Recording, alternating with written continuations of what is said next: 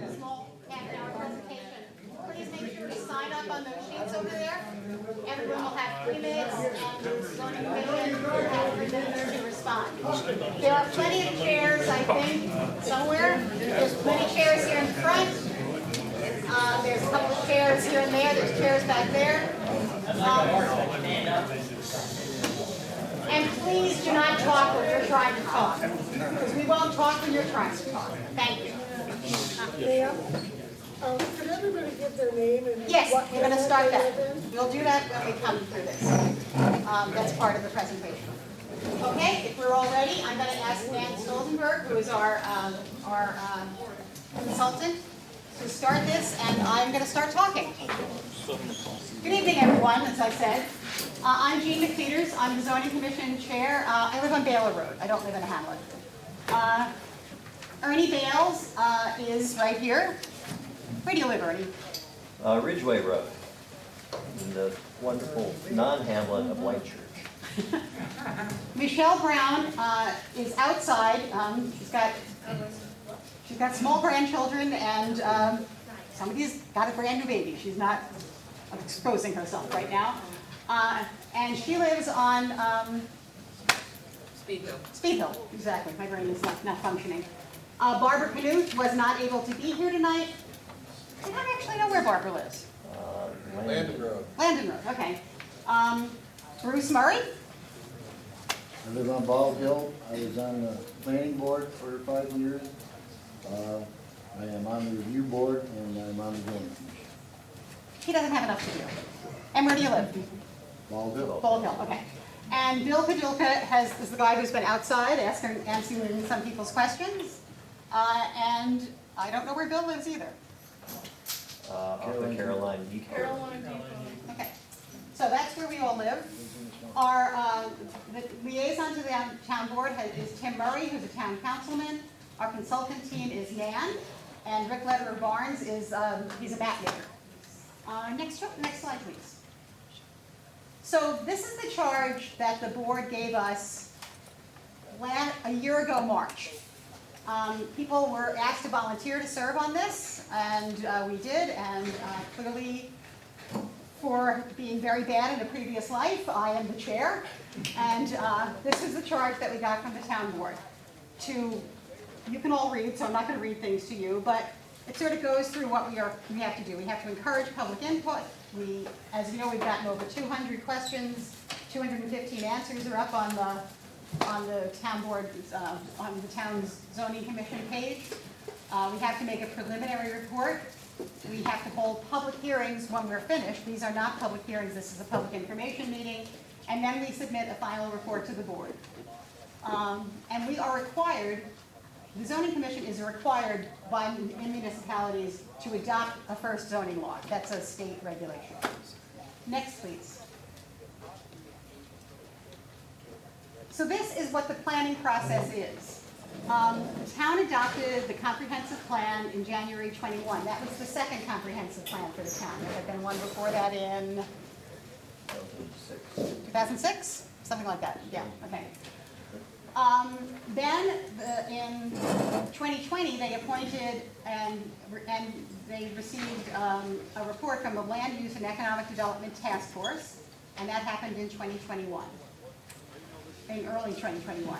Then they created the zoning commission, as I just said, and hired the consultant team. We started in March of 2021. We've been meeting essentially twice a month, very occasionally 3 times a month. We got a first draft from our consultants after we sort of talked through this. A lot of us had never, I'll give you an example. My acquaintance with zoning is that I used to work for the Chamber of Commerce, so I went to a lot of zoning board meetings, mostly in the city and the town of Ithaca, some in Lansing, to sort of understand what was going on as people were trying to build things. Ernie, on the other hand, is an architect and deals with zoning a lot as he designs buildings and has to follow rules. Doesn't love it. Doesn't love it.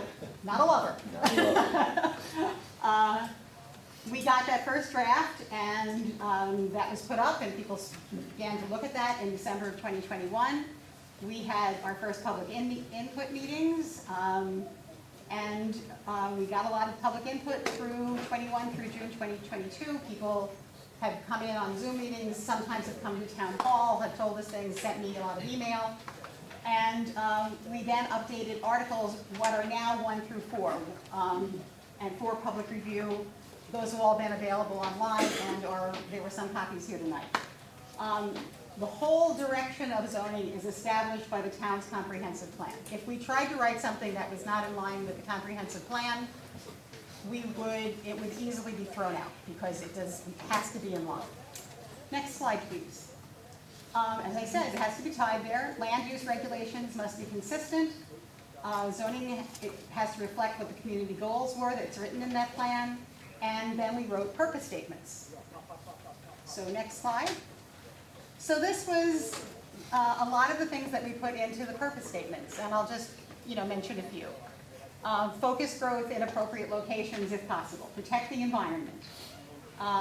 Protect visual character. What does it look like here? One of my neighbors asked me once, what do you think of when you come home? And I said, for me, it's the shape of the hills. The shape of the hills mean I'm coming home. And I like the fact that I don't see a lot of houses up on the top of the hills. I see the shape of the hills. Prevent light, noise, and other pollution. Those are the things that we are trying to do as we write this. Next, please. The proposed articles, the purpose statements, the definitions, the districts, and the uses and dimensions. And now I think I turn this over to you. Okay. I would point out that these are just the 4 first articles in the zoning proposed draft zoning regulation. There are other articles to follow, but these are really the most important, and we haven't had a chance to get to the rest of it yet. So subsequent question and answer sessions will be based on those things as we feel needed. Article 2. Can we have a slide? Sorry. Yeah, let's get to, no, actually, Jean, it's your turn. You're taking over Barb's Last place. time I did it, and I went Okay. right through Ernie's time, and tonight I So forgot I was she's being putting barred. the I'm cart being ahead barred of the right now. horse once again. So it's the purpose statement. It's the overall purpose statement, as you said, it's tied to the comprehensive plan. And in Article 3, it has a purpose statement that sort of talks about the different districts, like the ag district. What's the purpose statement for that? What's the purpose statement for hamlets? Next slide, please. One of the big purposes is small businesses and home occupations. Home occupations are allowed everywhere. And there'll be more about that later. Protect farming and farmland and open spaces. Protect the environment, water. And I'm sure you've looked at the maps. There's a map over there that has the flood zones, the water buffers, and riparian areas, the county mapped wetlands, bedrock aquifers. We're very lucky in Caroline. We've got a good aquifer system, and drinking water watersheds. So that's what we're trying to do. Article 2. Now, we're going to get this right the next one. Oh, we're not doing another one. The definitions are simply that. They are the definitions that are used throughout, for terminologies used throughout the document. We have spent a fair amount of time going through these definitions item by item, pulling kind of vague or jargony or other kind of inconsistent language and trying to get it into the definitions so that we can obtain some clarity. We moved it up to the front of the document because it is such an important part of understanding the meaning of some of the language in the document. And it's kind of interesting reading if you're just going to scan something quickly just to kind of get a sense of what types of things are regulated by zoning. That's all we have to say about that. Back to Jean. Thank you. I will say that we tried very hard to get in the definition of all of the terms that are used throughout. And if you can find one that we haven't defined and you send that to me, the first one who sends one in gets a jar of dilly beans, D-I-L-L-Y, that I made, not jelly beans. Okay? Because I don't make jelly beans. Okay, so the districts. there is an ag rural district, which is practically the entire town.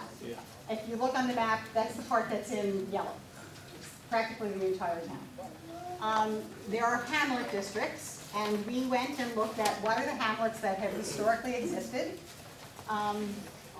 The state kind of says that there are prime hamlets. Those are hamlets that have certain things. They have what serves as a public meeting, a public building, like a fire hall or a church, for instance.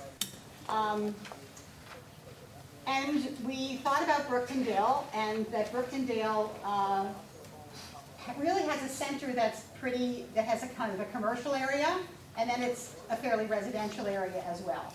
And so we looked at those. We have suggested borders for them. If you think the borders are wrong, you need to tell us. Actually, I think I've only had 2 people who've said anything about borders to me so far. So I think we have a focused commercial district along Route 79. And we have the water resources and flooding overlay district. When we started this, we also had a forest core overlay, and through some looking at research and stuff and how much forest we actually had, we had a large amount of forest because we've got Shindagan Hollow and other state lands. And for the forest core to really serve the purpose that you want it to serve, it has to be kind of together in big chunks. And we decided we had that, and we decided to get rid of the forest core overlay. But we think it's important that people understand when you're buying or selling property, what is part of this, and so where water is. Wetlands are federally regulated. If I get this wrong, you tell me. And state regulated, and the DEC decides what is a wetland. I don't decide it. The DEC decides it. So this map is made from a whole bunch of various materials, and I think we have something in there that tells you what they are, including there are brand new zoning maps. They're not zoning maps. They're brand new flood maps that the federal government is coming out with, and some of them in Tompkins County have been published, not all of them yet, but the county has them all to look at, and they've lent them to us to put into this mapping. So it may be different than what you actually know right now, but those maps will be coming out soon as well. We then talked about what should the buffers for some of these things be, and actually we cut them back in Slaterville Springs because there are a lot of houses in Slaterville Springs. I mean, people, very well know that 6 Mile Creek is in their backyard. But they also, it's important not to build on the shore, on the bank of it, right? So we pushed those back a little bit as we were doing these maps. I guess I should have put that up before. That's okay. So these are, we changed some of the proposed districts, as we said. Next one. We changed that overlay district. We removed the forest core, we modified the water resources, and we looked at the new flood maps. And this tells you what data sets we looked at to get that map. So it's a large amount of stuff. It's the USGS, it's FEMA, it's Tompkins County wetlands, key to the New York State DEC wetlands, and other county map wetlands with a 50-foot buffer. Is there anything else I should say about this? To define, I think that. Okay, if you have questions, we're going to have questions. We did have we started with 100 foot. Right, we started with a 100-foot buffer, Yeah, it's hard to see with the lights, but and It there's does a show- pink area that we moved in. We came back into 75 feet. I have a question. These buffers. We're not going to talk about this until we get done. Is that okay? Okay. We're just going to, because we're trying to preserve time for the questions. Next. Proposed Article 4. That's me. That's you, okay. I kind of have a written presentation sort of. Along with the zoning map, uses and dimensions are the heart of the zoning document.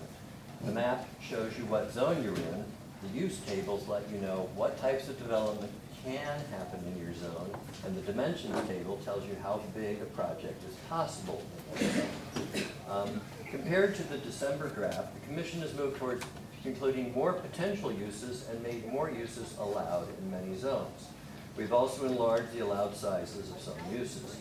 We did this by discussing, and where needed, researching a long list of potential uses to determine which uses belong to which zone, and try to achieve a balance between encouraging economic growth while discouraging uses incompatible with the character of a particular zone. Note that while some use categories, service business, food and beverage,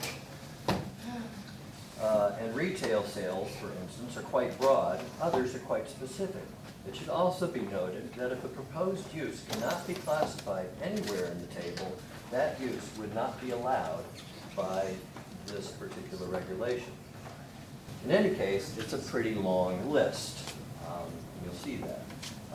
We would like it for people to review that list, see if there are things that should be removed, that is not allowed in the town, or added if they are not already in there. It is also important to note that the current draft, home occupations are allowed in all zones, as long as they're truly home occupations. That is, first, the business owner resides on or adjacent to the business premises, and second, the business use is clearly secondary to the residential use.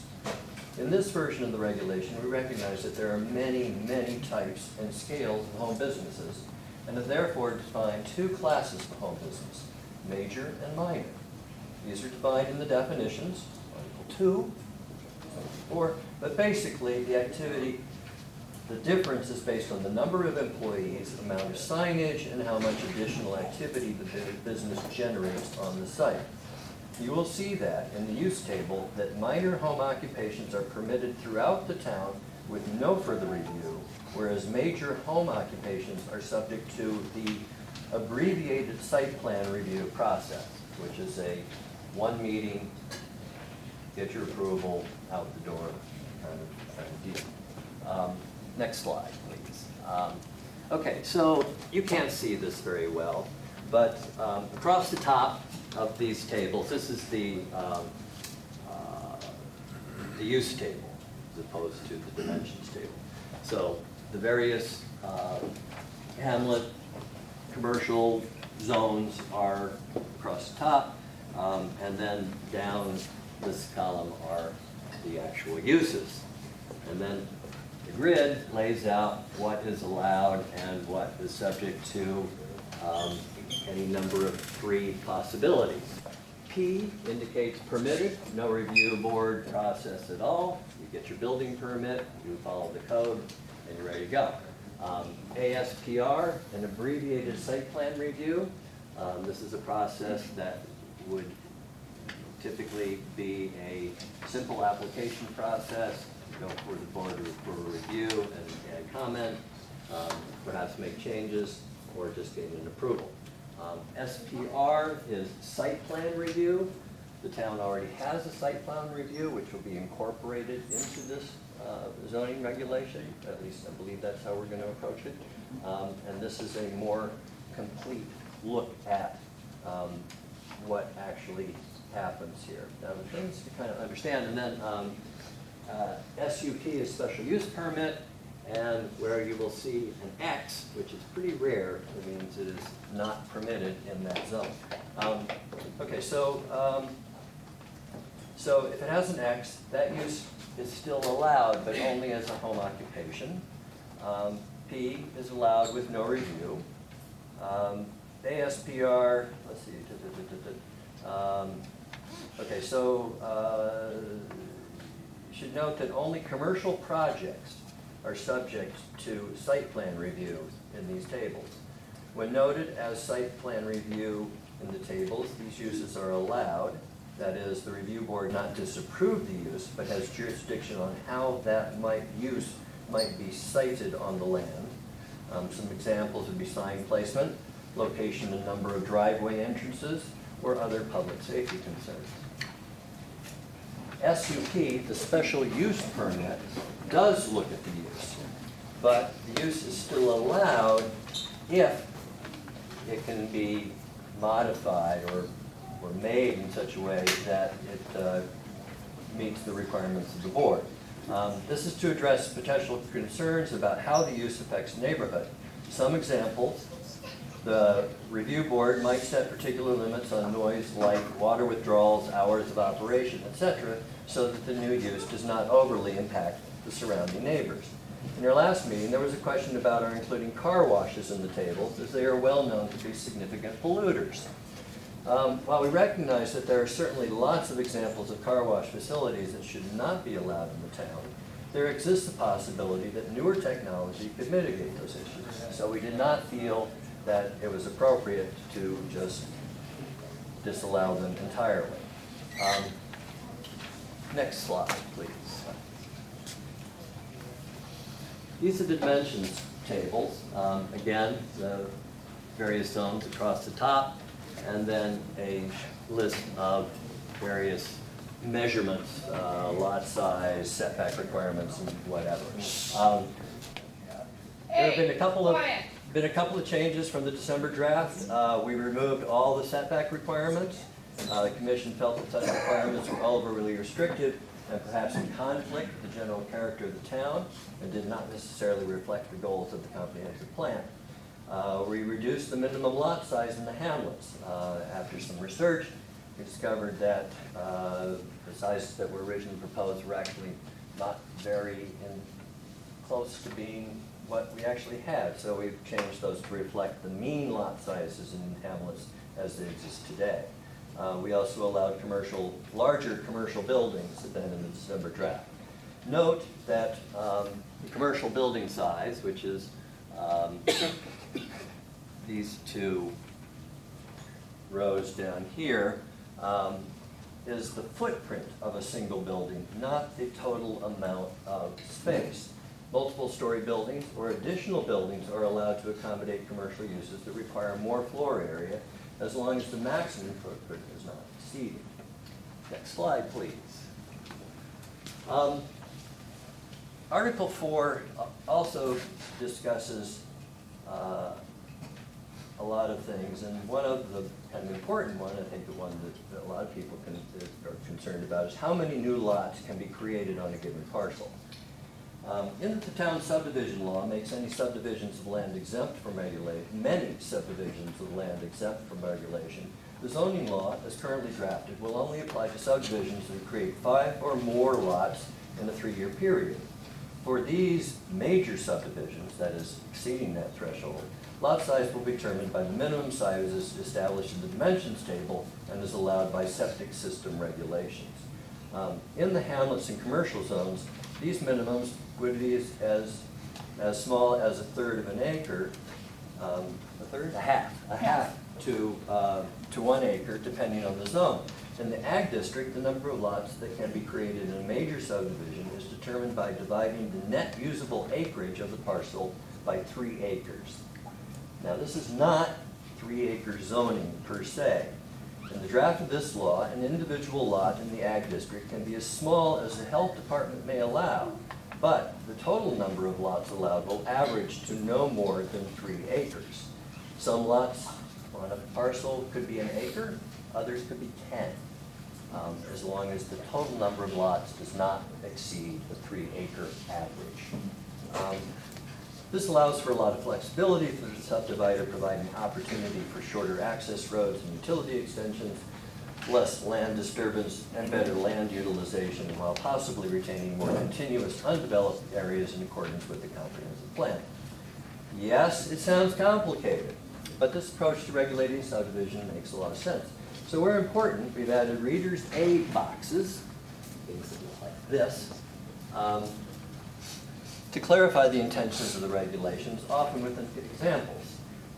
Though it should be understood that the Reader's Aid boxes are not part of the actual zoning regulation. In particular, we've added information on how average lot size works for a property being subdivided multiple times in several stages. Let me note just a couple of features of the proposed draft that should be noted, because we're still actively discussing these provisions and we welcome some input on specific clauses for future drafts. The first is net buildable acreage. The current proposal is to subtract wetland areas and areas of steep slopes, over 25%, from the total parcel area when computing the number of allowed lots or residential units on a given land parcel. This would reduce the possible development density on some properties, hilly wetlands, right? Okay. However, the current draft includes a provision to allow limited development even if the subject parcel were mostly wetland and steep slopes. There is a reader's aid box to, in the regulation to look at some examples. So that's one thing to look at. The other is density bonuses. We're proposing density, in this current draft, density bonuses are proposed as a way to increase the number of allowed lots or residents on a parcel. If a developer is willing to include things like affordable or senior housing, additional building energy efficiency, renewable power, or allowing public access to recreational land, etc., the regulation would allow for some percentage increase in the number of units in the development. This, you have to look at the regulation, it's kind of long. There are various amounts of different percentages of increase that are allowed. So the commission is looking for feedback on whether these are the right incentives and the right level incentive, or whether we should have any bonuses in the regulation at all.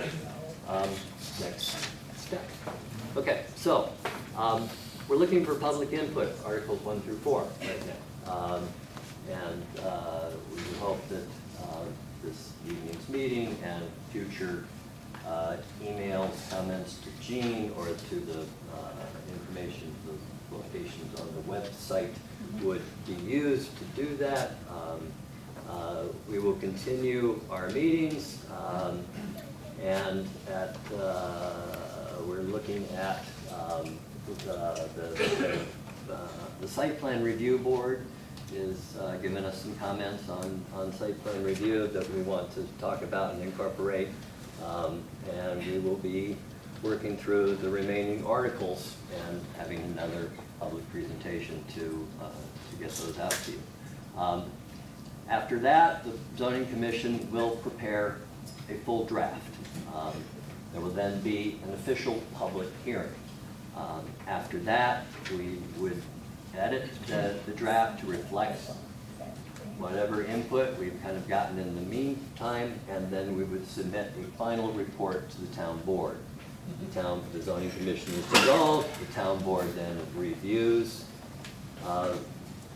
the document, maybe makes changes, maybe not, schedules another public hearing, goes through the seeker process, there's a county review process, some other stuff, and then adopt or not the local law. File it with New York State if the plan is adopted. So that is a process that is likely to take many more months, and so this is not the last with hearing from us. Okay. So I think we start the question and answer session at this point. Yep. So if you want to ask a question and you have not signed your name here, please sign. I have one full sheet. And I'm going to call the first person. I will be keeping the clock. You have 3 minutes to ask a question. There'll be 3 minutes to answer the question. And if I screw up, you'll be the first to know. Titus Scott, and then followed by Colleen McGee. And so just please go to the podium and speak and try to use a giant voice. Okay. Thanks. Hello, guys. My name is Titus Scott. I'm 15 years old, and I live in the town of Caroline. I'm here to listen to others' opinions and express my concerns and thoughts regarding the proposed zoning restrictions. But political views should not be affiliated with this topic. Please remember these restrictions will affect all of us, either now or possibly in the future. The fact that the proposal was written from out of our community to promote drastic changes should be thoughtfully considered and examined. If we need to change regulations in our thriving community, the people most affected should be the ones helping to plan it and organize this initiative to play a key role in deciding if these changes are even needed in the first place. These community members should have their viewpoints and opinions respected regardless of their stance, pro or against zoning, so a full community picture can be painted. My family has established deep roots here in the town of Caroline, with family farming and agricultural pursuits for at least 7 generations. This new proposal will greatly affect my generation and the future generations' ability to build new things on land owned by our forefathers, who had the ability to take care of their land without hindrance. My great-grandfather on my grandma's side, Bert Chris Bell, was on the town board when farmers and other people that were affected by new rules had a say in town matters. The increased restrictions on buildings have already affected an entrepreneur in our community, and it's not easy being a small business owner for a variety of reasons.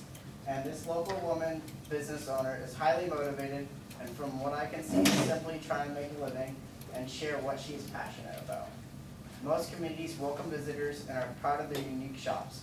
One that we have here is Brickland's Market. There are many for and against zoning, and each has its personal reasons. I've watched this issue begin to divide our community.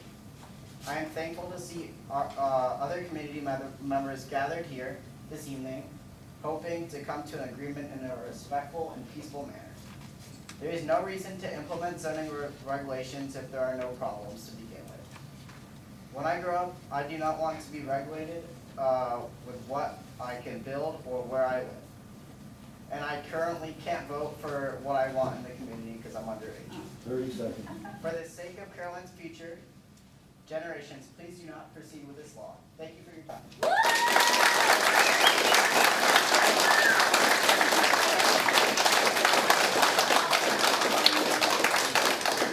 When I say the next person, please be ready because we have a lot of questions tonight. And the next person after that is R.C. Quick. After Holly. My name is Holly McGee, and I am against zoning in the town of Caroline. We are here today to protest this horrible, unwanted infringement on our property rights. I have a couple of questions and a few points to make first. I commend the zoning commission for how well they have been sugarcoating this draft, telling everyone how great it is and glorifying how zoning equals harmony and saying it will make property value go up. They even mention how wonderful it is for our health, safety, and well-being, and blah, blah, blah. We've had enough with the bull and are now ready for the truth. So, my question is, if zoning ends up passing into Caroline Town local law, is it possible for this final zoning document to be amended, altered, changed, or manipulated in any way, shape, or form? And if the answer is yes, which I highly suspect it is, then who makes these future changes to the document once an amendment takes place? Is it the town board that's responsible, or will the zoning commission stick around to assist with these zoning alterations? And what exactly can be shape-shifted in this document? I'll throw a few guesses out there. I'm assuming they can change any part of it by removing or adding wordage to better fit their agenda. For example, removal of the word subdivisions when it comes to trails, old railroad beds, streams, and open space lands, which would then render unwanted trails possible on private property. Changing the noise restrictions by upping the decibels to their own personal preferences, and adding back unwanted material from the first draft, etc., etc., etc. Amendments happen all the time, so I'm really curious how you're going to sugarcoat your answer to these questions. Or do you plan on pleading the fifth, as the town board seems to keep doing by ignoring my emails? No zoning needed, no zoning wanted. Thank you.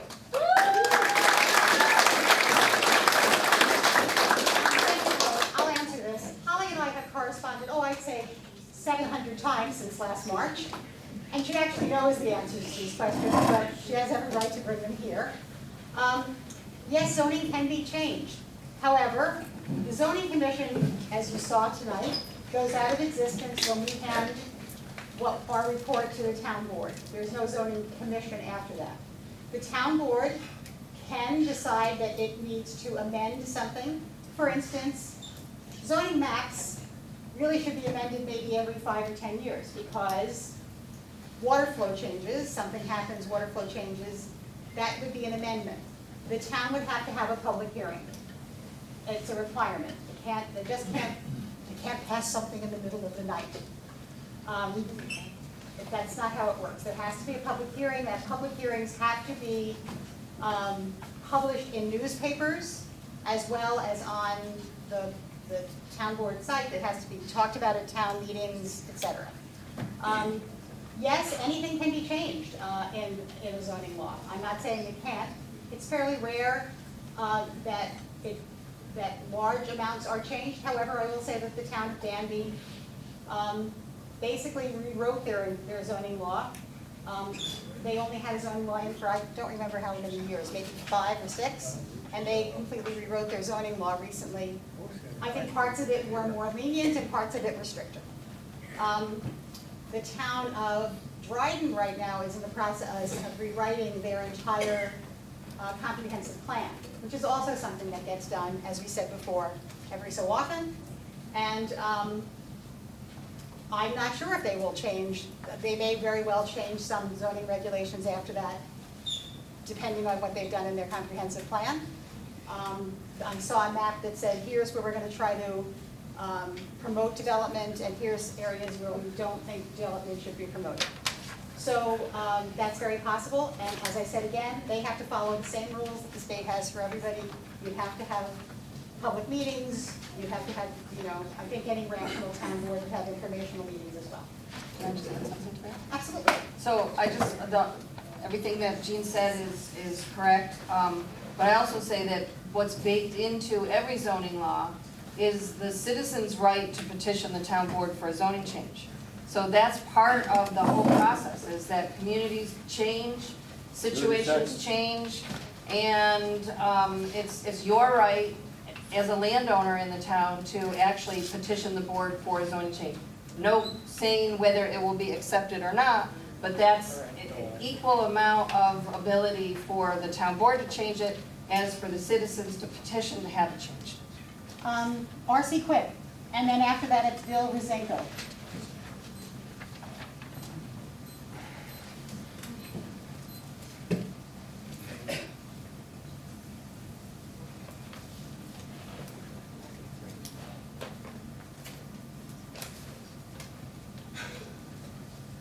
Thank you for the opportunity to speak.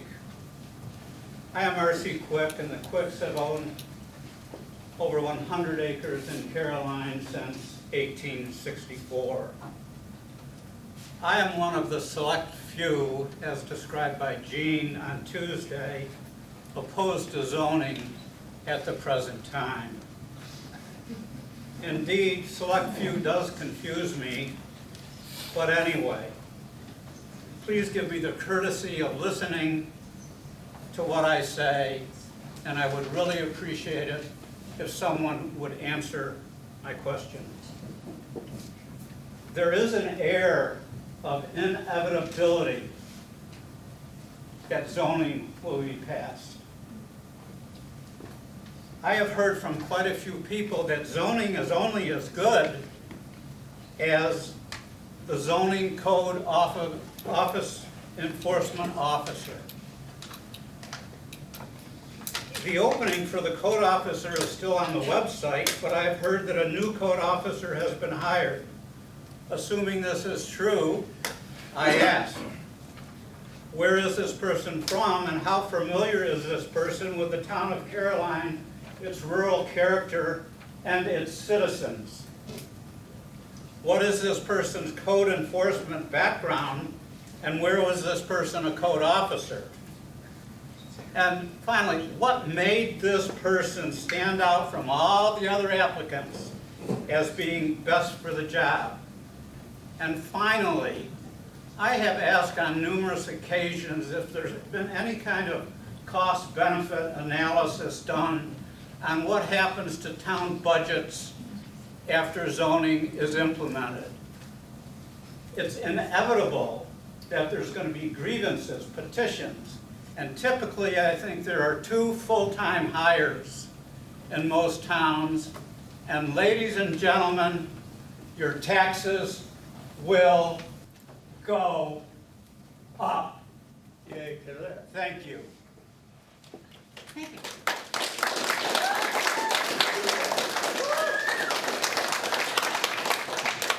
I can answer part of this, and I will. Let me stand up so everybody. You can have a copy. Oh, thank you so much. You're welcome.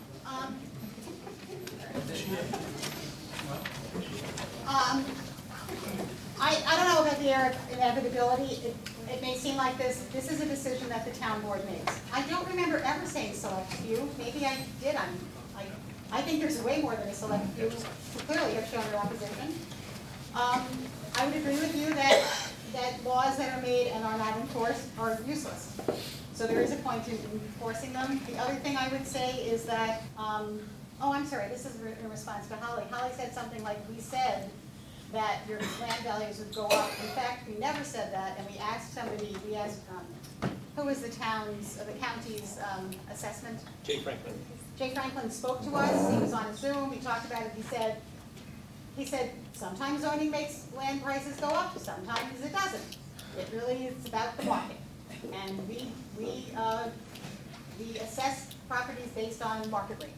I'm sorry, Gene, is there a code officer enforcement? I have no idea, and I'm gonna turn that over to Mark, Oh, because I that'd be don't know. great, thank you. I'm not on the town board, and I don't know. Mark, No, we haven't hired a code officer. can you stand up and say that? I don't think people can hear you. No, we haven't yet hired a code officer. So we're implementing zoning without a code officer. Well, no, I hope, It's a work in progress. I hope, Mr. Quinn. let me say I hope to God, because this seems to be taking most of my natural life. And that it gets done, like, sometime before I die. Like, well, I would really love to have it done by the end of the year, but I am not promising that to anybody. I think the town, you have someone in place working part-time or something? Oh, well, Yeah. yes. So we have, the Danby code officer is filling in for us, as well as we also have Brian Butner from Freeville helping us. But we're also, as you noted, searching for a code officer, and we hope to accomplish that. But we have not done that yet. So, Okay. thank you. I hope that answers, I also can't answer you about cost-benefit analysis. That would be something for the board to do. I have no idea what towns or size of towns hire more people or not. Not something I would know. Who was the next person? Bill Rosinko. Dan, maybe address that. Excuse me, I didn't hear you. Dan, are you able to address that? Typically, the implementation of zoning and the enforcement of it is covered by the developments that come up. So when someone has a subdivision, there's, like now you pay a building fee, a building permit fee. So it's the way it should be is the town has a fee schedule. So if you have a site plan, there's a fee to cover the review. So the way it should be set up is that the developer or the people who are doing the development and the building through their fees generally pay for the costs that go into the process. So that's generally how it works in most communities, is that there's a fee schedule that's set. I don't know. We haven't gotten to that. There are fees right now on the town website for development. Mr. Rosinko. Yes, thank you. My name's Bill Rosinko. I've been to most all these meetings. I've spoke before, and I've lived in the town for 28 years. Live on a rural road. My road is not in too good a shape. I don't like the idea that we're gonna have zoning and basically somebody at the town board or whatever is gonna decide what you can or can't do or whatever. It's just happening way too fast. And I would say most of the people that I have talked to or been at these meetings, 80–90% don't want zoning. I don't know why you're continuing with this, and it's gotta be expensive. There's gotta be a pretty big price tag on all this. I don't know what it is off the top of my head, but I think if you did know, then you would probably be really irritated. So I guess I would close with, I really don't see a need for zoning. We have codes, we have septic enforcement as far as building a home or whatever by the health department. And a lot of these things are, you know, already in the plan. They don't need to go further with, well, you can't do this at your lot because your zone's something different than some guy down the road is. And, it's just really gonna be a lot of red tape for somebody and more fees. Thank you. Thank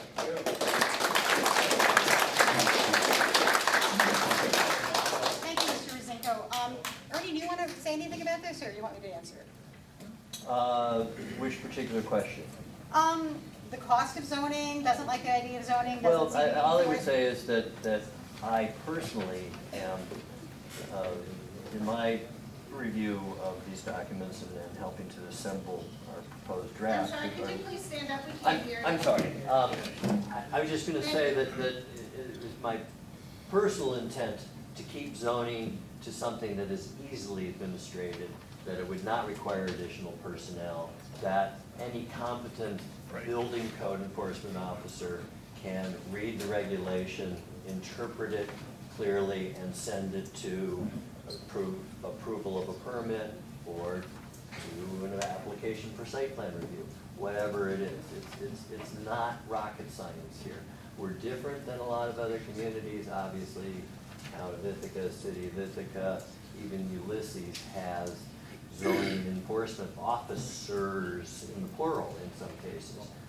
That's not what Caroline's about, and I don't think we're gonna end up. Yeah, but is that just words, or is it actually gonna happen?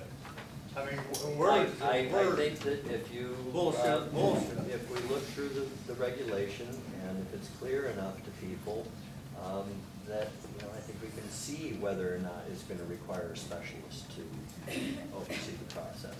We do not have an enormous amount of development in the town. So, you know, it's not like we need a full-time staff to, you know, handle the dozens of development proposals that are coming into the town. It comes along pretty slowly, so I'm fairly confident this can be done without much additional work. And I'll just add a few things. Sort of like, why haven't you already quit? Was I think part of what Mr. Rosinko was saying. Why haven't you stopped? And I'll tell you for myself why I haven't stopped. Because I volunteered to do this, because through my various jobs in government and with the Chamber of Commerce, I have a background in reading law, understanding law, sometimes writing law when I work for members of Congress. So I know how to do that. I have been to God knows how many meetings in my lifetime. I'm hoping that heaven is a place without meetings. That's my goal. So that's why I volunteer. And when my personal integrity says to me, if I say that I'm going to do something, by God, I'm going to finish it. I have, 2 people in the town tried to fire me by email, and it was like, you can't fire me because you didn't hire me and I don't get paid. So, so stop, you know, don't try to fire me because it's really annoying. The only other thing I would say is, it may seem like it's really fast to you, it's really slow to me, because I've been doing this since a year ago March, okay? That's all I got to say. So you're convinced that you're gonna continue on and make it happen? My job, what I accepted was a charge. That's not what I said. No, my job was to pass it on to the town board. The town board votes on it, I don't vote on it. I am going to do, I think that we are going to do something where we are. But it's obvious at you the don't time. listen to what the input of the people. I don't believe that's true. If You're you not look at the listening to changes, yes, I'm listening to them say they don't want a law. Right. That's for the town board to make a decision about. It's not for me to make a decision. It seems though you're out the town board. Sir, I'm not having this. We're going to answer questions. We are not going to We'll have, have whatever. we're not we going to have ad decide. hominem here back and forth, okay? We'll We are decide not. what we have. I'll ask you to lead if you're going to do this, because we're going to have questions and answers. We'll proceed. Thank you so much. Janet Nash, please. And after Janet Nash, it's Chad Tibbles.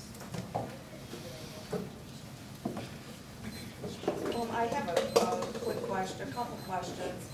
And The one, it's about the water overlay. Uh-huh. I've heard you say that the DEC regulates that. And the feds, both. Wetlands, not the whole thing. Well, the map shows that our property has an endangered, protected stream and wetlands. We did speak with the DEC. They said that we do not have a protected stream and we do not have wetlands. And that's why we bought our property, and that is why we maintained it.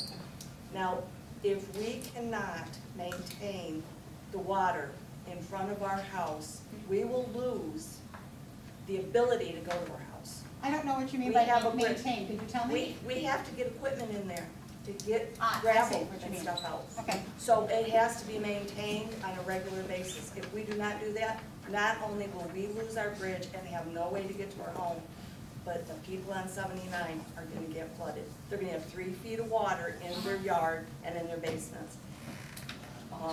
That's happened before. We've lost our bridge.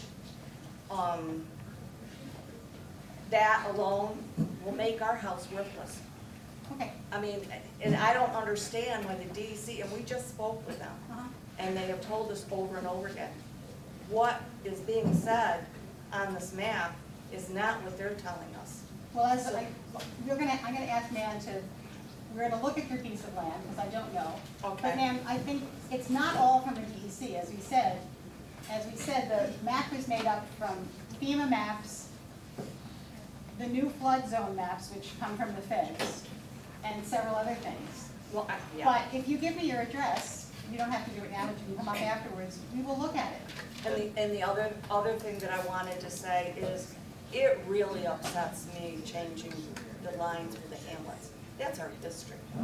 And to hear that Beesmer is all the way down by the town of Dryden and coming all the way up to Snyder Hill, that's such an insult to anybody that really has history in their heart. I mean, I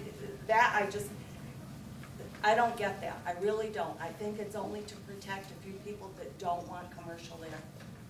Thank you. Okay.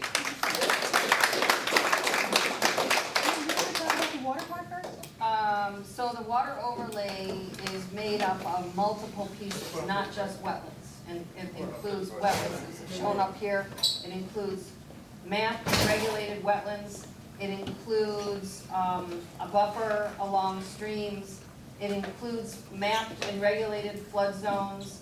It includes both, as I said, county mapped wetlands, state and federal regulated wetlands. So what you're seeing, and I don't know your particular property, but what you're seeing is kind of a combination of all of those things in that water overlay. So I can't say for your particular property what why it was mapped. It could be because it's a floodplain, it could be because it's a wetland, it could be just a buffer from the stream. So just because it's in the water overlay doesn't mean it's a wetland. I don't know what DEC is saying, I don't know what stream it is, but DEC would be the ones who regulate whether you can maintain, get gravel out of the bank, change the bank. That has nothing to do with the zoning. We're not regulating stream maintenance. And if DEC says you don't need a permit for taking gravel out of the creek at your particular parcel, that's their decision. But Well, that, it completely dries up in the summertime. yeah. And as far as wetlands go, they got a big stretch of Can wetlands I on the make a point map. about Yeah. just what the wetland zones? Gotta stand up, though. The zones that are drawn on the map are an indication of a possible conflict of your development and a potential wetland. It's all subject to review. So the idea is that if you have a project that goes on within the boundaries shown on the map, that then you go to the board and you say, I'm in this district, is my project a problem? If it's not a problem, you go ahead and you do it. If it is a problem, then we look at ways to mitigate that or what have you. There is nothing in the zoning regulation that will say these activities are prohibited. And also written. There's also an ability, it's written in there that if you, let's say you're having your property surveyed, if you have information on a site-by-site basis that shows that the map, that the map needs to be amended, because there isn't a wetland there, or there isn't a stream there, there's a provision in there that says, you can bring surveyed information to show you're not in the overlay. The DEC told us the only way that, first of all, they said that we did not have any wetlands. Second of all, they said the only way that you can determine wetlands is to walk it. That's right, that's exactly correct. And, it's as dry as a bone. So we took maps about wetlands that they gave us, but as you said, you might be in a flood zone, you might be in something on a FEMA thing, any number of things. And so if you come and give me your address later, I'll have our map guy look at it and be happy to get back to you, okay? Can you answer the question about Beesimer, please? Oh, I'm sorry, yeah, I will answer that if Bruce gives me another 15 seconds. Go for it.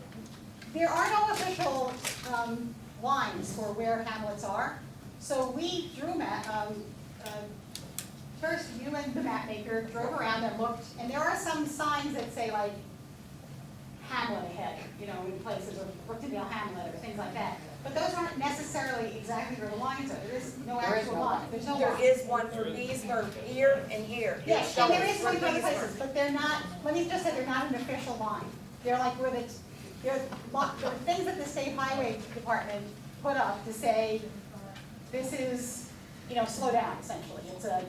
So there were no actual maps. We the that say that. people have believed that's been Beesmer our whole lives. And as I said, no one has said to us much about lines. If you think that they should be somewhere else, please tell me.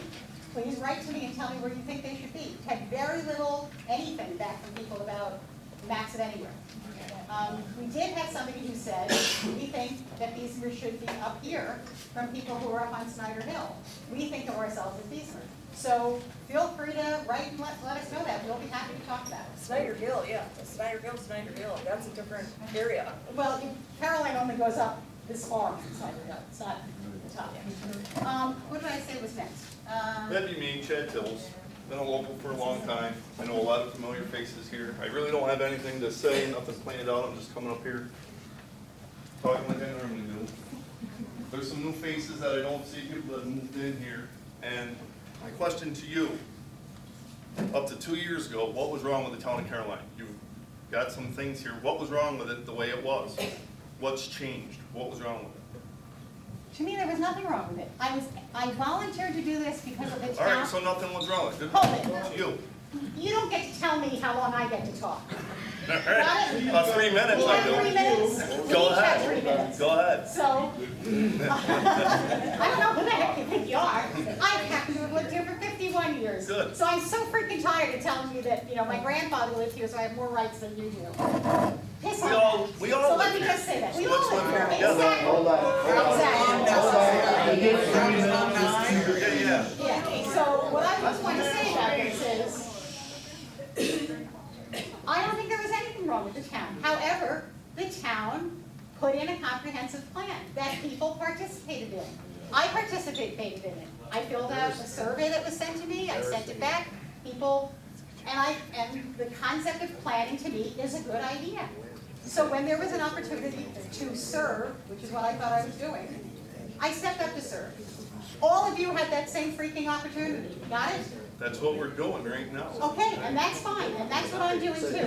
So that's what I want to say. Gentlemen speak. You This can now is really speak. for- You asked me a question. No, I got So it. you, I'm gonna go on. I just want to say, you have some more time, thank you, Chad. And I do want to keep this structured into, you'll have 3 minutes to offer the questions, and then the panelists, the Yeah, zoning commission and that would will be have work better if you do equal your whole to 3 minutes. respond, so, All right. yeah. Don't point at me. Well, what I'm saying, and that kind of proved it, there was really nothing wrong with this town. So what is all this about? There was no big developments coming in. Yeah, they shut down the Dollar General or whatever. They said their thing, it wasn't coming in, they backed away. So what's wrong with this town? There was a whole lot, it was great before. It still is great. Let's keep it great. There's nothing going on here that's crazy. There's no big factories, chemical factories, any of that. They won't come here anyhow. This is Caroline. Come on, folks. folks, think about it. We don't need this. We really don't. This place was just fine, and it's gonna do fine, and we all get along good. Let's keep it that way, the way it is. That's all I got.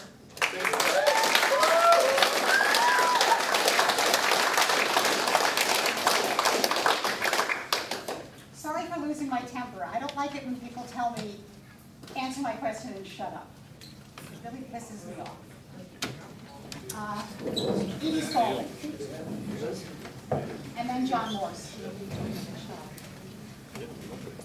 So I have a couple of questions. One of them revolves around this comprehensive plan. I said it last time I was here, and I'm going to say it again. I think that comprehensive plan was targeted towards the answers they wanted. There wasn't nothing in there that gave me the option of saying what I thought. I chose the best of the choices that there was, and as far as I'm concerned, it sucks. Do you mean the questionnaire? Yeah, the questionnaire. And nor do I care for what was actually written, because I don't think that's a good reflection of the majority of the people that have been in the town of Caroline for a number of years. And I myself being one of them. And then, you know, you talk about the town has to work within this comprehensive plan. When was the town required to do this zoning? It's not required. Then why are we doing it? I think I've answered this question 1,000 times because the town board decided that they wanted to. I hear that, but I can't answer for the town board. Yeah, I understand that. Yeah, I understand that, but I think, the majority of us don't want it. And I think that the town board should just can it and move along and keep going like what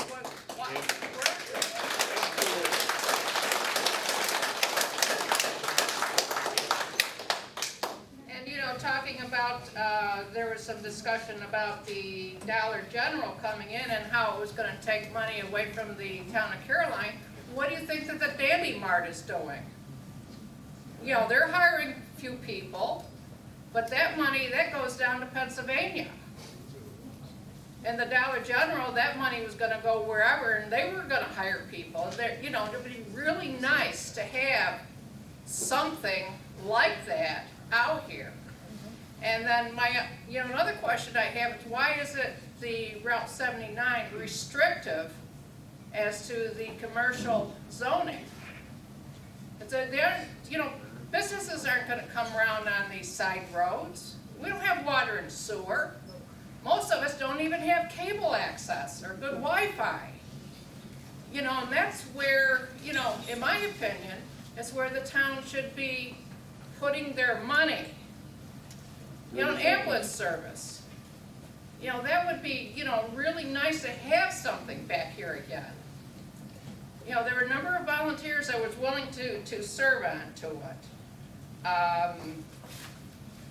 And then another question is that Sweet Caroline's, is that, the type of businesses that is not wanted in the town of Caroline? Those are the questions, the main questions that I have. I'm done.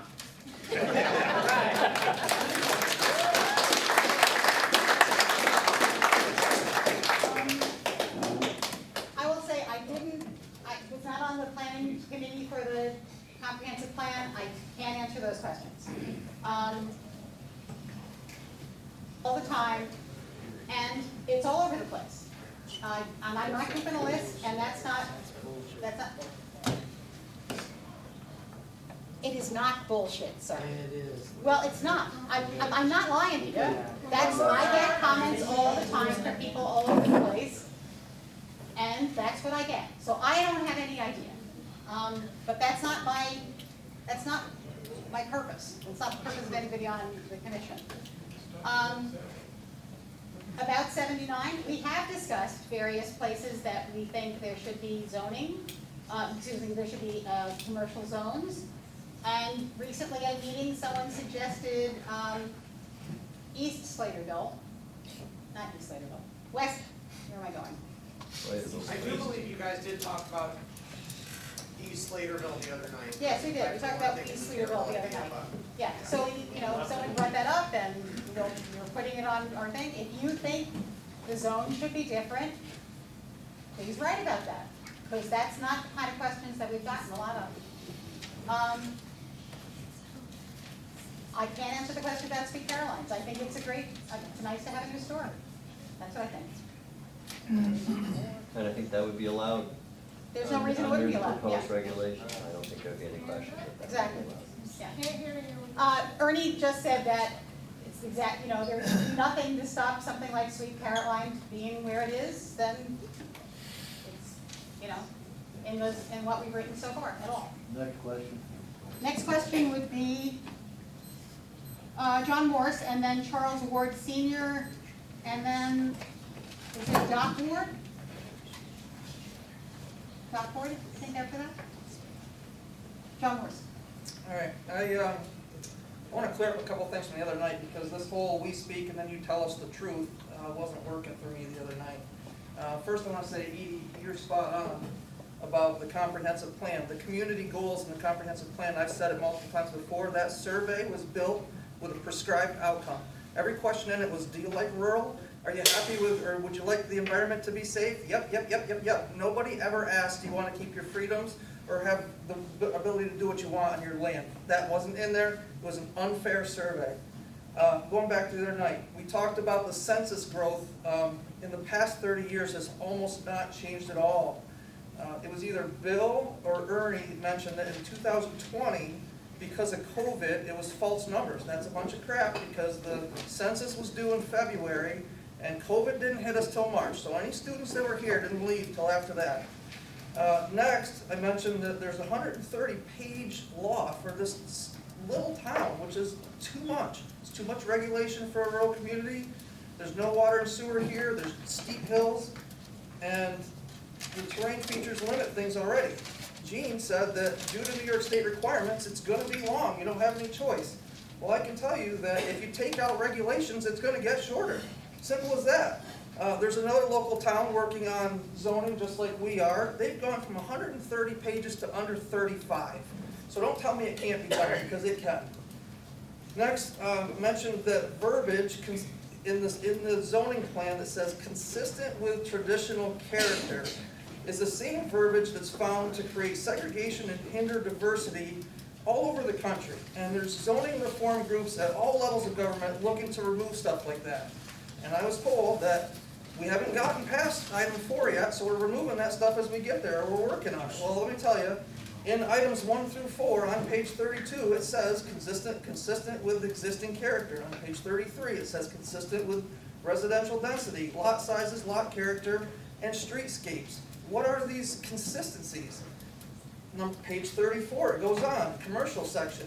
Design traditions in the town of Caroline. What the hell is a design tradition in the town of Caroline for commercial?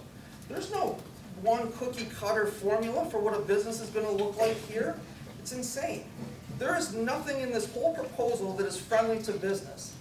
There's exactly 240 feet of road frontage, one open lot in the commercial zone. And that's what we're doing for commercial. One open lot, that's it. Route 79 is stinking commercial. 5,000 square feet doesn't work. That's nuts. None of the businesses near that open lot are 5,000 square feet. Edie said it well again. There's 5,000 cars on that road, 400 trucks per day. You know, I'm surprised by you, Gene. You worked so hard to advocate for businesses. Why are we letting stuff like this get into this draft? We might not be trying to discriminate with zoning, but guess what? Zoning does exactly that. It's higher taxes, more cost, more regulation, and it takes options off the table for the less privileged, less financially privileged people. I know I'm out of time. Power to the select few. Woo!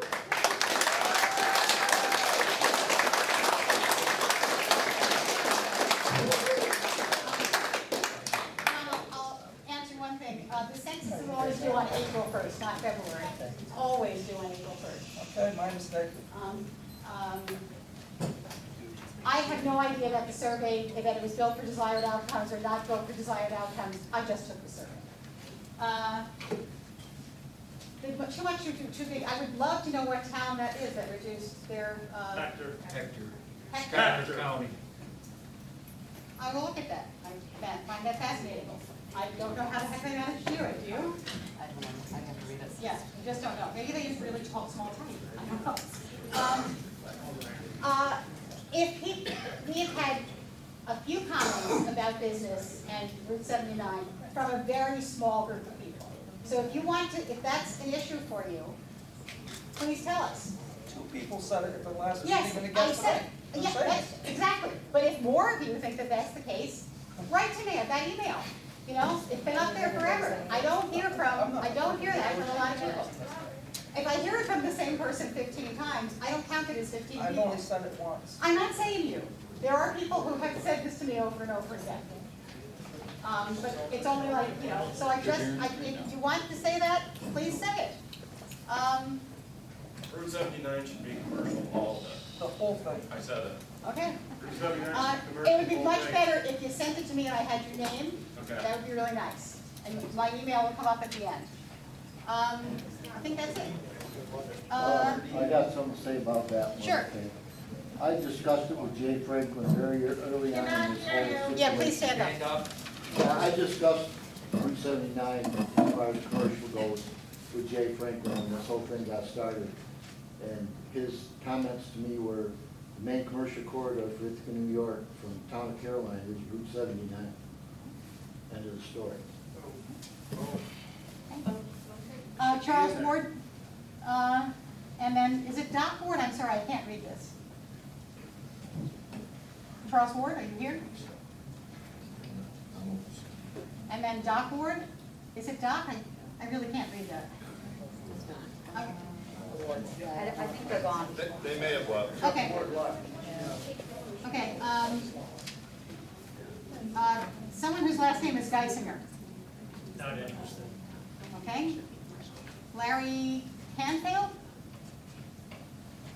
Lawrence Canfield. Well, unlike a lot of the folks that are here, I haven't lived in the town of Carolina a long time.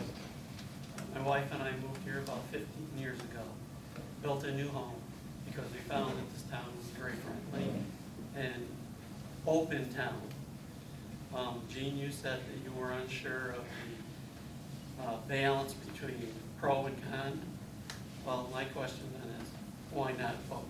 And that way you would know what the ratio was. I'm sorry, folks, my voice is breaking up, but that way the town would know the ratio. Why is the town so against allowing the people of this town to vote whether they want zoning or not? I can answer that question, and it's a state regulation.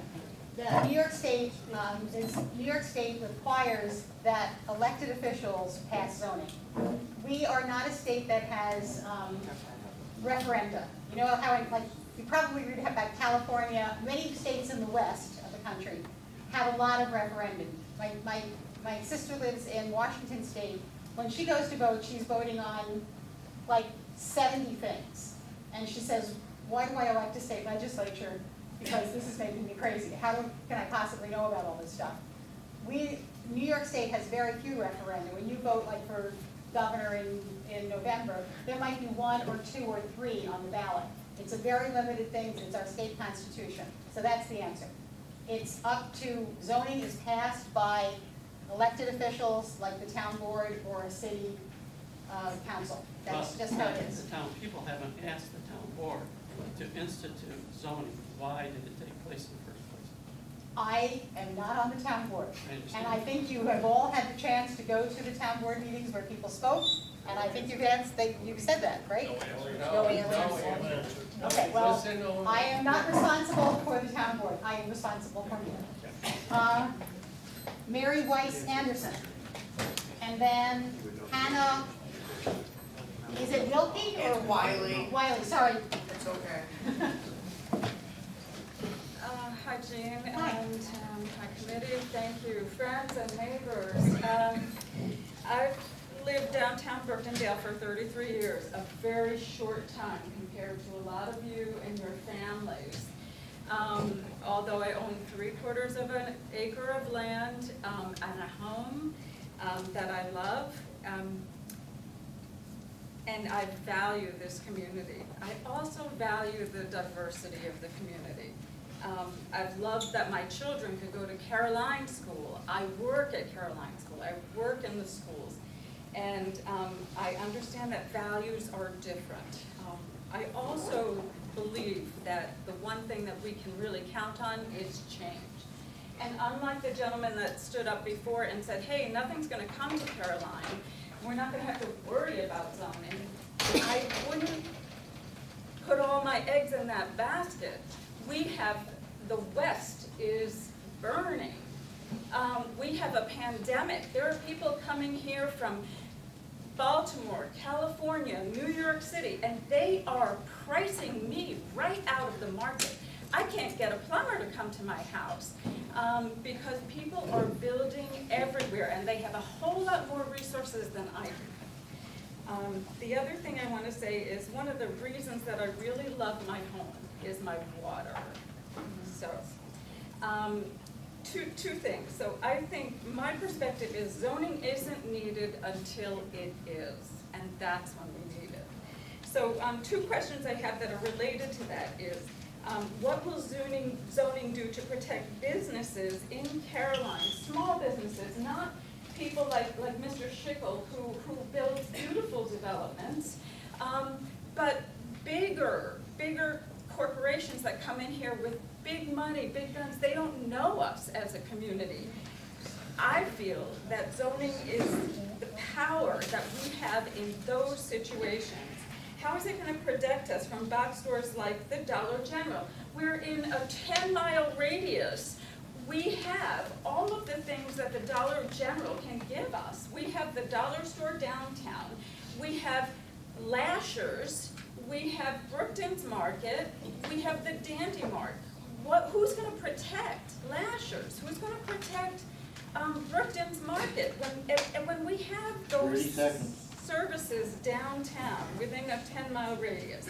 The other thing is hydrofracking. I'm still concerned about my water. My water is the best water.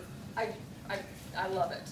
And so we cannot guarantee that hydrofrackers are not going to come here and mess with our water the way they did in Demick, Pennsylvania. So what does zoning do? How does it protect us from hydrofracking and from large gun corporations that we wouldn't stand a chance against?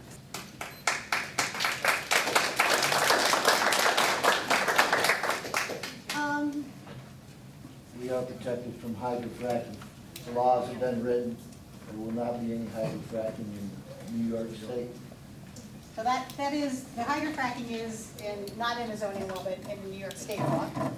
I would say that there is a use table, and it does talk about lots of uses. If things are not in the use table, they are not allowed. If things are in the use table, they are allowed. There is these, as Ernie had described before, services, retail sales, and what was the other kind of lumpy one? Offices. Offices. So we didn't say, chiropractor's office, consultant's office, there's these big kind of lump definitions. There's no thing in there that says auto manufacturing. There's no giant things like that in there. So it does protect you in a sense from that. I agree, the likelihood of that happening are very slim because our county does not have an interstate highway, as you've probably noticed, right? So the chances of getting things like a big distribution center or any of the other kind of things that have happened in nearby counties are much less here because of just not having an interstate highway. But it does protect you from some things, and I hope you'll look through the use table and think about that as you look through it. I agree with you entirely about the water issues. I have friends who come out from Ithaca and they come with carboys and they fill their carboys at my house and take water home because they love our water. And I feel very lucky about that, and I also think, I think you're right about, we are seeing climate change. We are seeing, like, a lot of families who live in Texas, it's 110 degrees most days, which is truly unpleasant. And I feel very lucky to live in upstate New York. Ernie or Bruce? Okay. The next person was Hannah. Hi guys, I'm Hannah. Here's some new faces, so I'll introduce myself. I'm Hannah Chrisbel Wiley. I know you said you don't care about, our grandparents or how long we've been here. I didn't say that. What I said. Yeah, you did. That's not what I said. But okay. So I just want to start with how I'm talking now. So you don't know how it feels to be born and raised on a farm that is 175 years old. Okay? So you couldn't possibly know what it feels like to devote your whole life and destroy your career and your dreams to help try to keep that legacy alive. I'm so angry, okay? So, first things first, on Tuesday, that was really pretty crappy timing. I didn't realize that the primaries were that day. So we had to, go vote, and I had to log into Zoom, en route to go vote in the primaries, so that could have been thought out a little bit better maybe, but. So anyhow, we've been taking care of my family of 1,000 acres in Caroline for, like I said, over 175 years. This town has been zone free for 200 years. It just doesn't seem to be any problems enough yet here to necessitate zoning. I'm sick to my stomach on how much of our hard-earned tax dollars have been spent on this. And now our precious time. And I do fully understand that you were appointed by the town board, but I do need you to hear us. The majority of landowners and business owners do not want this. They have worked very hard, paid their taxes, and earned their property rights. It's a shameful thought to think how these lives could be affected or hindered by zoning. We don't want to be micromanaged, told that we can't do things, or have to have more rules and regulations when we already have plenty of them in place already. Zoning could devalue our land and raise our taxes. Zoning is a power grab, and right now is not the time for it. I'm so grateful that we're zone free, and I pray that it stays that way. My 92-year-old grandmother said it best. How is it that this is going to piss people off, but I'm sorry. How is it that a few people on postage-sized lots get to be the ones to tell us what is best for us? That's all I've got.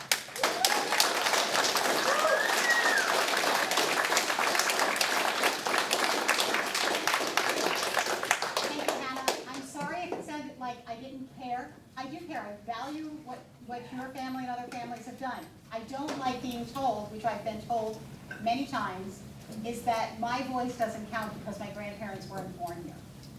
And I have been told that in email many times. My grandparents were born in Ireland. I was born in New York City. I came here and I like being here. I'm sure there are other people in the room similarly. One more thing, I just want to point out that my dad and brother are right now bailing the big, beautiful fields everyone gets to see driving into Slaterville in 90-degree heat.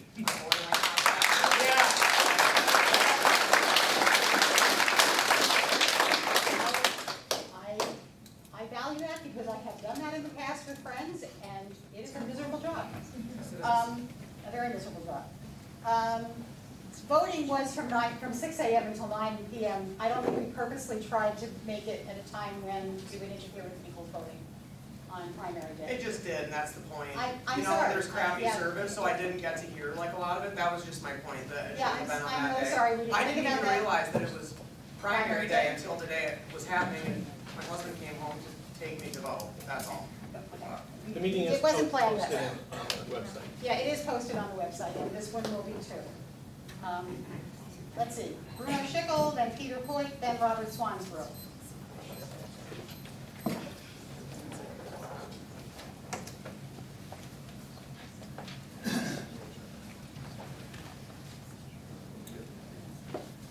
Thank you very much. Ernie, you emphasized the need for feedback. Yes. And I would like to give some feedback. I really think the town board ought to put the zoning commission out of business. I really do. I think that at a certain point, you gotta say, we've heard enough, we need to change direction. But I want to talk more specifically about this chart, which you put up at the beginning about sort of the the refresher of the comprehensive plan. And I would say there's a lot of myths in this, what the goals are here and what the zoning that's being proposed would do. And one of the myths is that it would protect farmland and open space. Because quite honestly, if you want to protect farmland and open space, you would make the lots as small as possible. You would say, we want you to build on nothing bigger than is absolutely necessary. That's way you are protecting farmland and open space. But that's not what it's doing. The other thing that I find interesting is for all the protection and talk about promoting farming, why are the farmers so opposed to it? I think it's a myth that it's protecting farming. Additionally, there's a lot of talk about we need to protect the environment. And, you know, I think we all would agree we want to protect the environment. I certainly do. But I think the reality is the environment, those protections are already in place. The septic regulations are already in place. The stormwater management regulations are already in place. New York State has those in place. If you're going to disturb more than an acre of land, you have to put together a stormwater pollution prevention plan. It's a whole big engineered plan. It's quite a process. The stream banks, the stream banks, there's already setbacks requirement. If you're going to build put in a septic system, you have to be at least 100 feet back from an intermittent stream. And there are a lot of intermittent streams around. Or wetlands, they're already protected. They're already identified and they're already protected. Floodplains, already protected. And I would just say, where are the problems that everybody's claiming that we got to protect against? Because the reality is, the current protections are doing a damn good job and are already taking care of it. So it's a myth that we need zoning to protect the environment. 30 seconds. The other thing about encouraging affordable housing, that's one of the goals. This will do the exact opposite. I feel like I'm in a Seinfeld episode with George Costanza saying, let's do the opposite. You know, I mean, it is going to do the exact opposite in terms of affordability. It will make housing prices go up, it will gobble up more land, and it will burden everybody tremendously. You know, the idea that this is a little law, a little regulation, it isn't going to be overly burdensome, that is a myth, that is wishful thinking, and it needs to stop.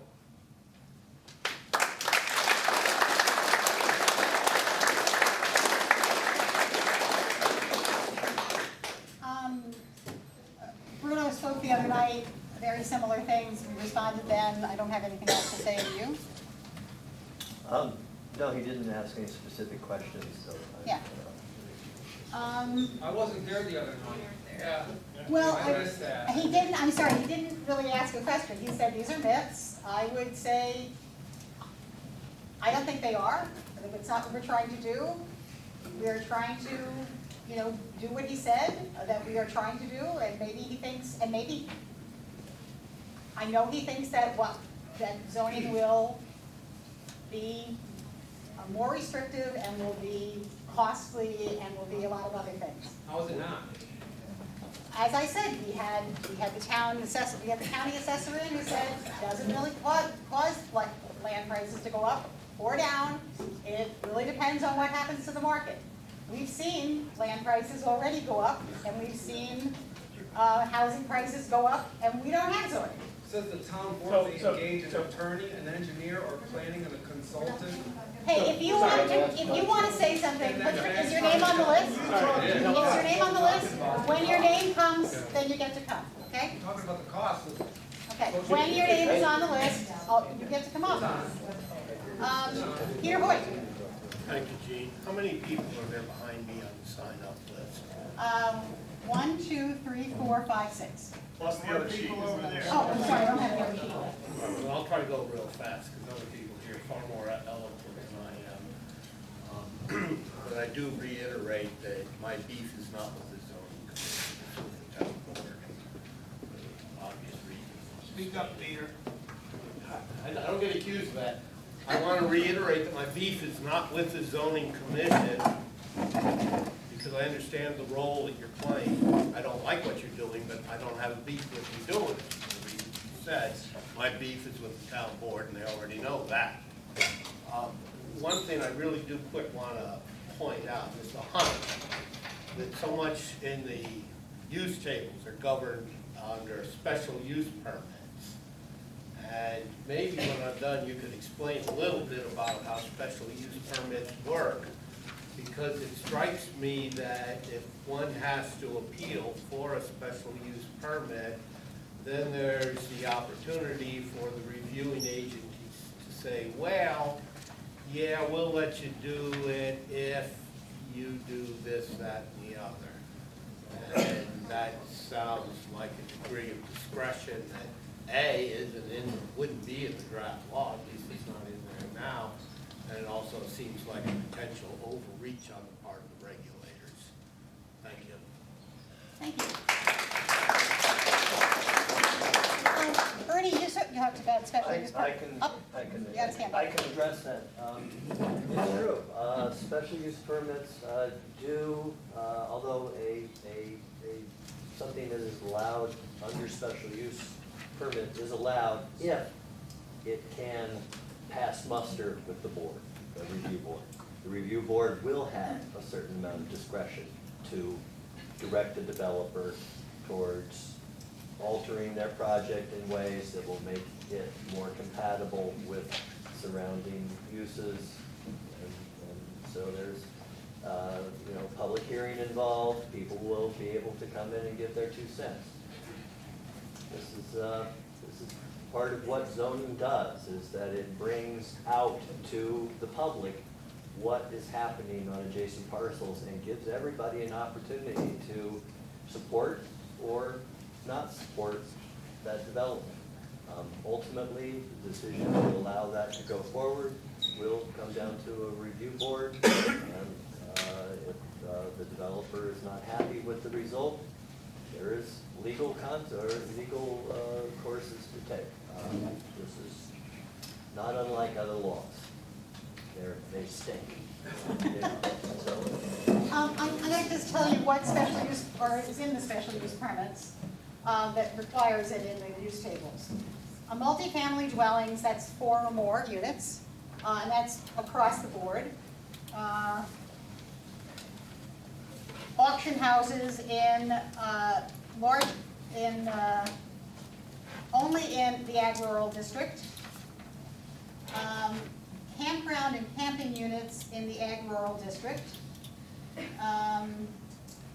Composting facility in the ag rural district or in large commercials. A daycare or daycare centers across the board. Food and beverage in the hamlets, in the hamlet of West Slaterville, and everywhere else, and in the hamlet of Beesmer. Everywhere else it's an SPR. A gasoline station in the hamlet of Slaterville Springs, or Caroline Center, or Speedsville, or Brooktondale, and large commercial. Light industrial manufacturing practically everywhere except in West Slaterville. Mining, moderate size or large size mining in the ag rural district, and I can't remember what the thing was for large size mining, but it's pretty large. Nursing homes across the board, pretty much. Outdoor recreation commercial in the ag rural district, Slaterville Springs, maybe one other place. A retreat center, commercial sawmill in ag rural and large commercial, solar energy facilities in ag rural and in large commercial, and veterinary clinics, and that's it. So it's not an enormous number of the uses, it's a certain number. Okay. Peter Hoyt. Robert Swansboro, then Evie Weinstein, and Kathy Nix.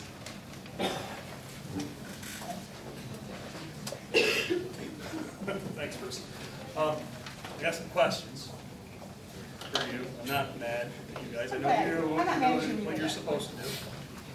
town boards are about. First question, have you read the laws that we have already existing on the books? Yes. Have you read the New York State Building Code books? You know, I've not read the whole thing, I've read parts of it. Okay, so how much of this overlaps what we already have? I don't, A lot. in the building codes. Thank you, Yeah. thank you. So then why are we doing it? I think I answered that question. We have the protections already, you just said a lot No, of them. no, I We're already I protected. agree. There are many protections that we have. Zoning is another level of protection, But presumably. why do we need redundant protections? They're Yeah. redundant by virtue of the fact that they all kind of need to work together. That is, we can't make rules about lot size without respecting the health department requirements for a septic system. Correct. So these things have to kind of work in tandem. So, this comes back to points that I've made multiple times about selective enforcement. I think I said So- earlier on that I so- absolutely agree with you. So, if we can't enforce what we have now, why do we need more to try to enforce? It does take more time to do zoning, deal with it every day, okay? The BZAs, I give recommendations to BZA and I get completely ignored. It's not code compliant, you can't do that. BZA says, go ahead and do it. Deal with it every day. I'm not, I'm- Yeah, give me an example, I have no idea. Okay, so, working on a project, multiple dwelling. Fire separation required. BZA says, no, you don't need it. BZA gives them a variance for it. You're talking about in the city, there's the special building code zone of appeals. Which this is what you guys gotta do. I'm on that board. Right. It's unique to the city of Ithaca. But you still need appeals. 30 seconds. Yeah, but, I mean, that is something that only exists because of the multiple residence law from 1936 that Ithaca decided that it needed to govern it its own way, and so they created it. It doesn't exist hardly anywhere else in the state.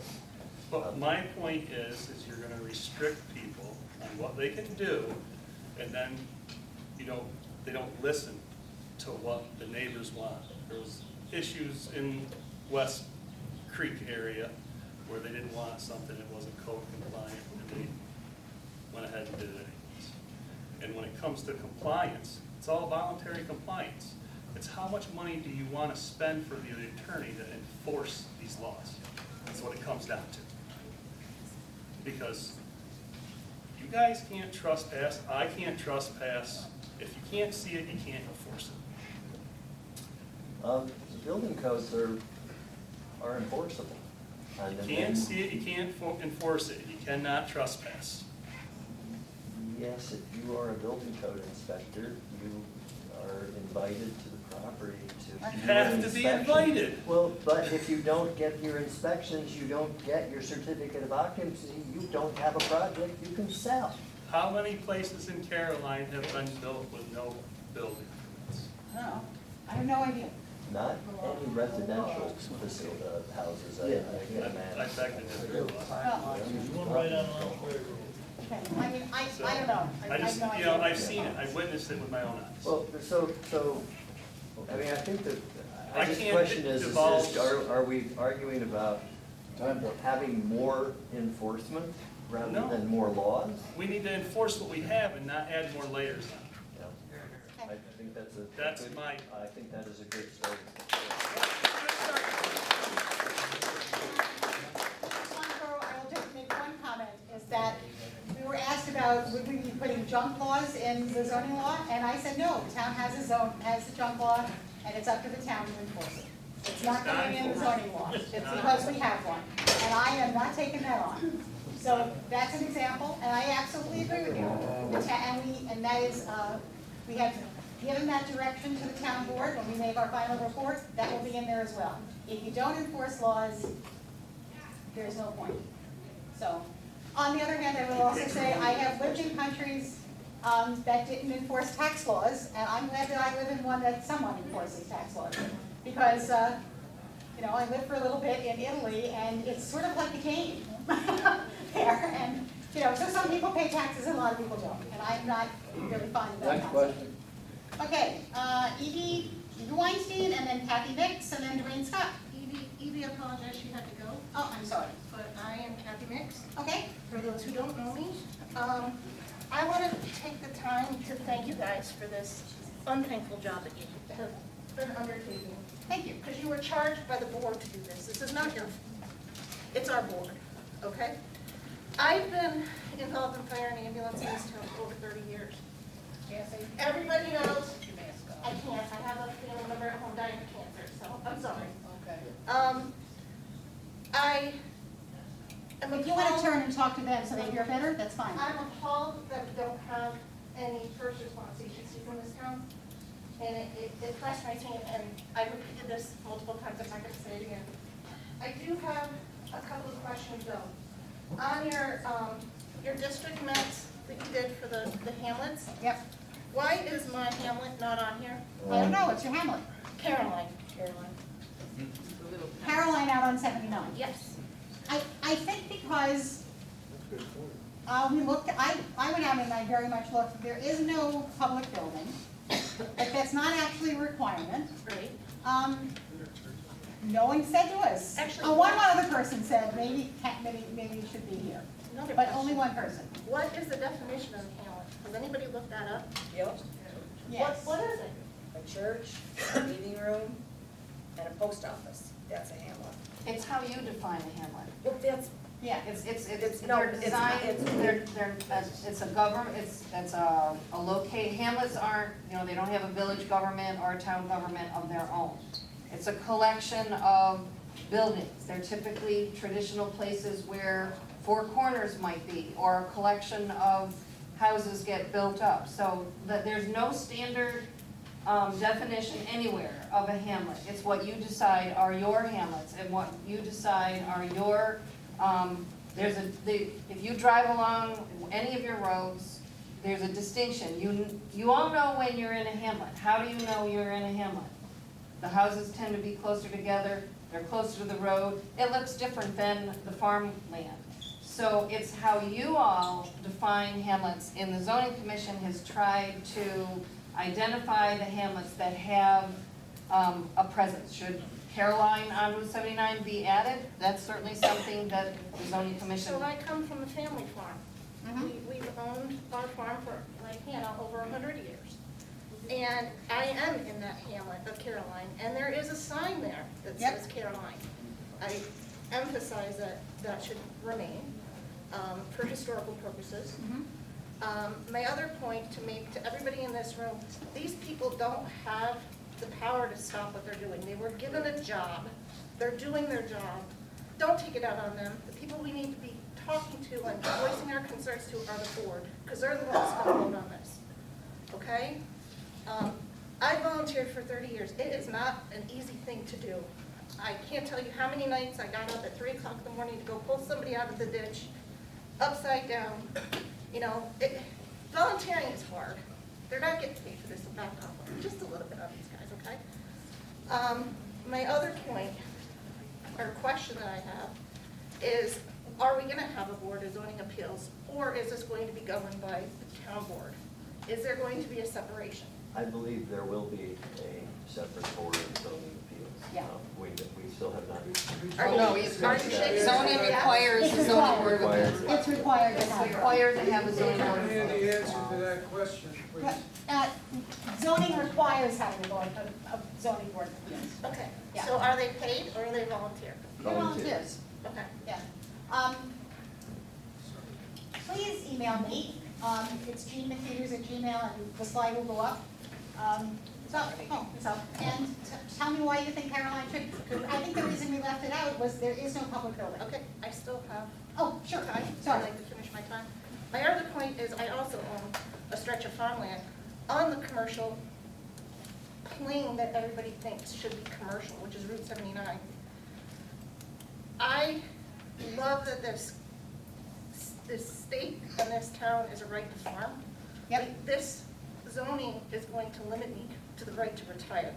Because that, we poured hundreds of hours and lots of money into keeping this land open, and it's gonna be prohibitive to making us to be able to sell it and live off of for the rest of our existence. Thank you. Please send that to me too and your address. Okay, I don't think I have any other thing to answer there. Dwayne Scott, Melissa Marion, Pam Hargreaves. Thank you. Dwayne Scott.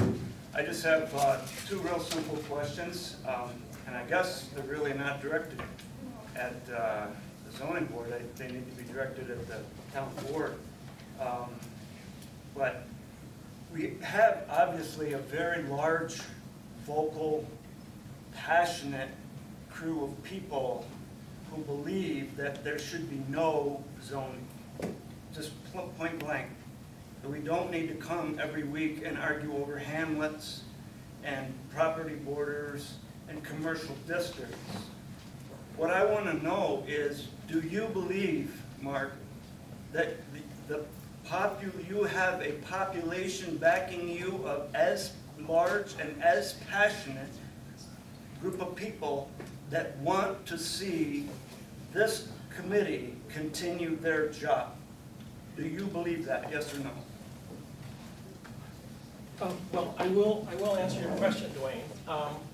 So I'll tell you I am committed to this process, and I'll tell you why. And it is grounded in the comprehensive plan. The comprehensive plan does describe very clearly the goals and aspirations, the visions of the town. And that was done in a very thoughtful, deliberate, and prolonged way. And Bruce was on that committee, and many members of the planning board are on the current zoning commission. And I feel it is my duty to act, I feel like I have a responsibility to seriously considering zoning, given the information in the comprehensive plan about where the town of Caroline is today. What I'm hearing today from people is a fear that zoning is going to change things irreparably in a town. I'm answering. That goes without saying. Everybody agrees that. So, I'm trying to answer. Okay. So, I hear that fear. There are others who fear that without some kind of proactive measure, that things are going to change in ways that we're not going to be very happy with. And so I do feel a responsibility to seriously consider this, and I feel a responsibility to do it in a way that is a benefit to everyone in the community, and with sensitivity to large landholders, people who have lived in the town for generations. I think we all appreciate Caroline for what it is, for its diversity. And so the zoning commission, as you all have acknowledged, is working hard at crafting a plan that is appropriate for the town. And we're right now in the midst of that process. My question was, there's a group. I haven't finished answering the question. There's a large group of people who believe that is not needed. So do you believe that there are more people that need it? And I understand we don't have to vote on this. Right. And there will never be a vote on it. So, but in a democracy, don't you at some point have to look at the numbers? So I believe that there are a lot of people that are seriously engaged in this process, supporting the responsible planning in Caroline, and waiting to see what comes out in the wash. And so, well, I didn't get an answer to that question. My second question, so that's not an answer. Yes or no? Anyway, my answer is that I'm committed to the, I feel a responsibility to the community to follow through on this process. Talking in circles. No, you didn't answer. That was a yes or no question. Just say yes. Okay, so again, it's not zoning commissions, you guys have to come here every week and listen to this. It's delightful. But at some point, somebody's gotta draw the line in the sand, and the town board is gonna have to say, zoning commission, Gene, thank you for the work that you were hired to do. Please put down your pencils, we are done. Somebody's gotta say that, and it's gotta be the town board. And what do we have to do, Mark? What do we have to do to accomplish that? Do we have a proposal, signatures that are out there that want you to stand down with this? How many signatures do we need? Give me a number. I will not give you a number. No, give me a number. I gave you my There's gotta be a line in the on sand. this Is it process. 600? Is it 700? So this meeting is Is it for 800? the zoning commission. I'm gonna take. We have 900. Time's up. Okay, thank you.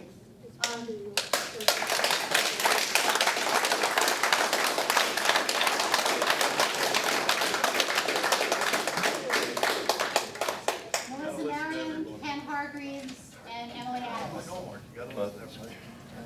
Yeah. Melissa Marion, I'm gonna pass. Thank you. Ken Hargreaves? Hello, I'm Ken Hargreaves. I'm married to Bonnie Crispell. And specific question, first of all, where I get confused is on the dimension tables. With this 3 acre average. If I own only 2 acres in ag rural, can I build a house on it? Yes. Yes. Okay. So in the future, if I divide up my land, can I build on 2 acres if I only have 2 acres?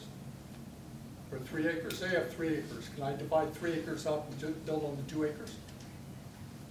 You can actually put 3, because. No, just answer specifically. I have 3 acres. You have 3 I want to acres. build on 2 acres and sell off the 1 acre to somebody else. Can I do that? Yes. Oh, Can they yeah. build on it? It would depend on the size of the building. No, No. I'm talking a home.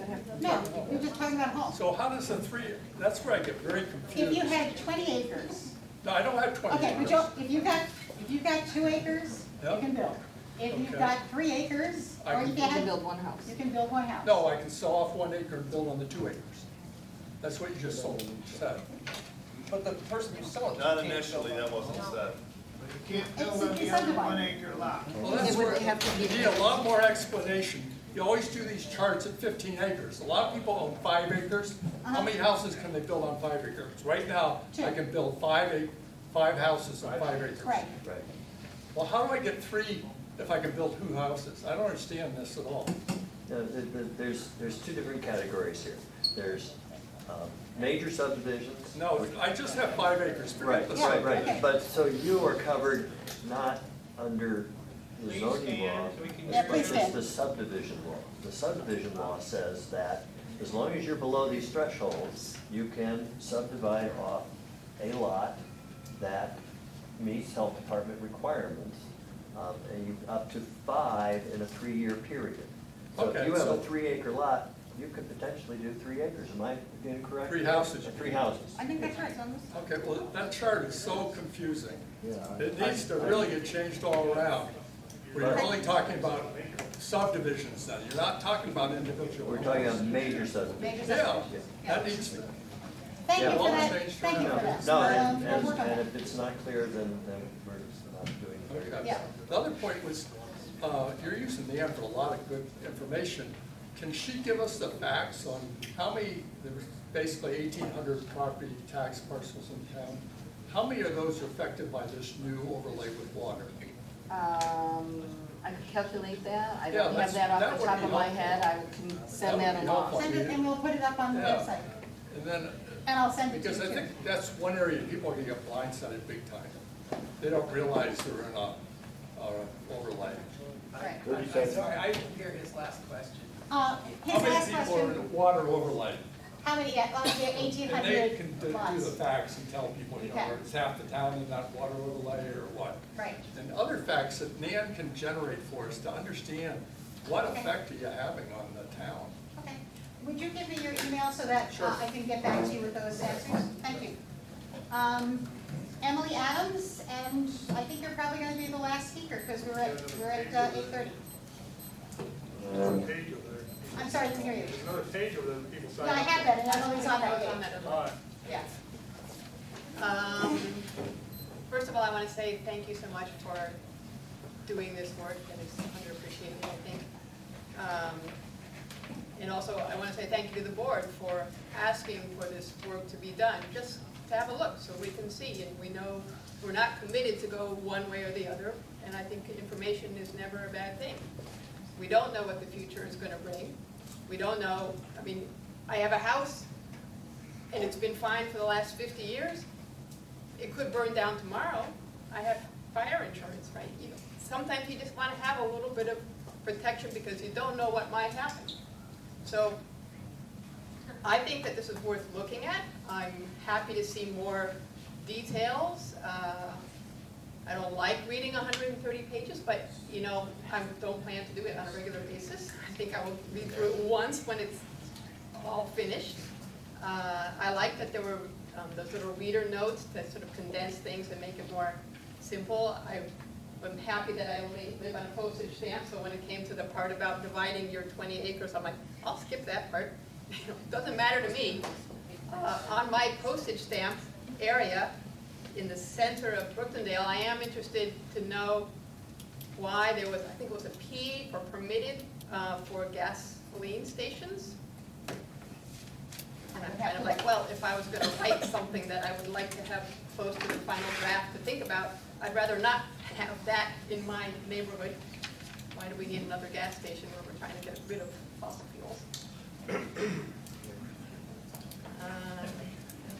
And other than that,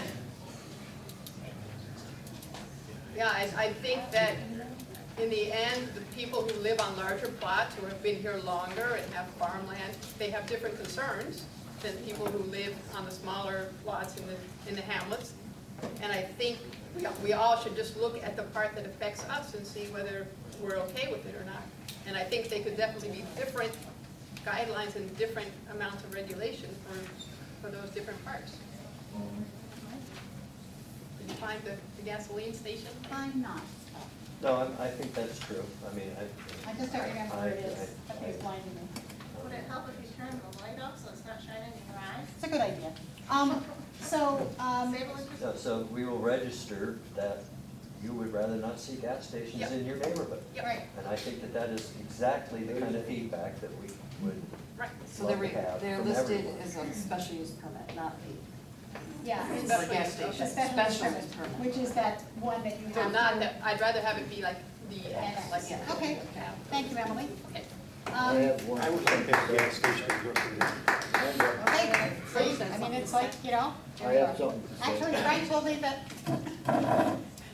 me that someone told him that Frank was gonna build a gas station in Brooksondale, and Frank was quite surprised by that. Bruce has something to say. Bruce? Emily, I'm not really just directing this to you because of what you said, but what you did say is you didn't want to read this 130 until it was done. I tell everybody, as we're doing it, read it. Because if you don't do it now, and you wait till it's done, do it.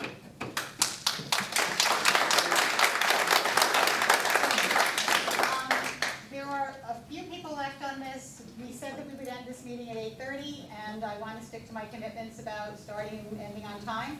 Can I say something about that? Yes? So apparently, you're never gonna be able to listen to me, because I didn't get home until after 7 working today, and I'm gonna be on the job at 7 o'clock tomorrow morning. So apparently, there's no sense me coming, because nobody's gonna ever be able to listen to what I say. I have 1, 2, 3 people, and then a repeat person, or I'm not considering a repeat person. Do people want to listen to 3 more people? Yeah. In that case, I want to ask your permission. Jay Payton? Okay, Jay, and then Cindy Kennel, and Andrew Morgan. Thank you. Yes, thank you.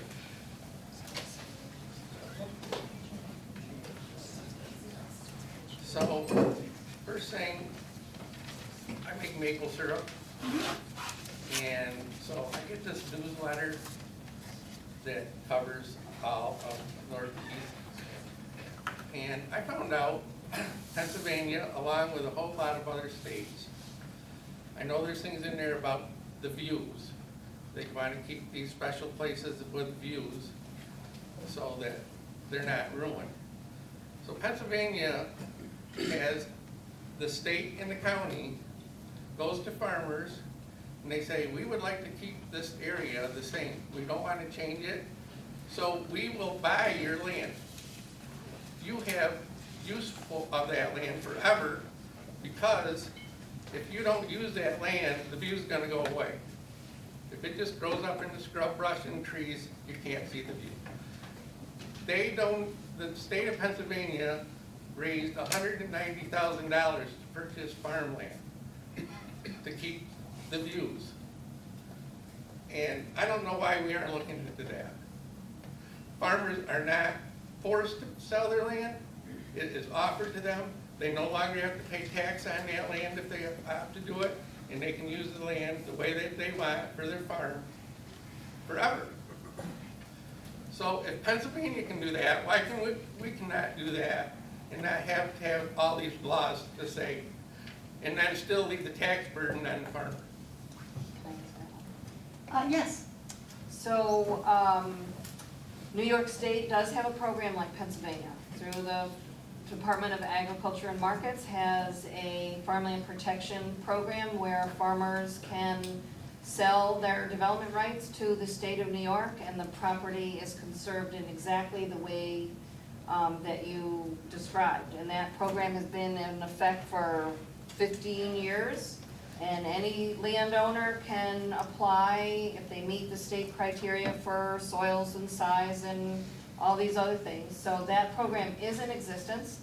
Many local communities have their own purchase of development rights or purchase of property programs. Not many rural communities like Caroline have the funds to do that, but there's nothing stopping a town from having a local program to do that. It really comes down to that there's not enough, even at the state level, there's not enough money to buy all of the land that farmers, I mean, if you look at the state applications, there's tons more applications than the state has money to give for that. So I guess it doesn't necessarily answer the question about how it relates to zoning, but I did want to let you know that that program does exist, and there are many local communities that set up their own purchase program. It's just a very difficult thing from a money point of view to maintain. So how many farmers here knew about that? Yeah, and New York State has actually given municipalities authority to impose, I think it's a 2% real estate transfer tax to do exactly what you're talking about. That's a relatively new thing. So why do we need a law in zoning saying that this farmer cannot protect that piece of property, but you have to pay tax on it?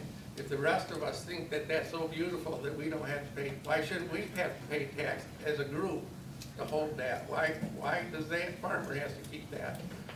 That burden on him is still not be able to use the land the way he wants to. Time's up. I guess I don't see that that's exactly what zoning would do, but I think we have to do So it. I didn't get to say very much because of the lengthy Oh, answer. yes, I'm sure, you have plenty of time. So, other question I heard was people in Brooktondale think their water's so special and it's good and everything. I'm in that business, and I can tell you that most of the wells in Brooktondale have UV light systems or chlorination systems on them, because their water isn't so good. And if you don't have one of those, you should have your well tested, because there's a good chance that you need one. The other question I have, I see it in the hamlets, you can have smaller lots to build on.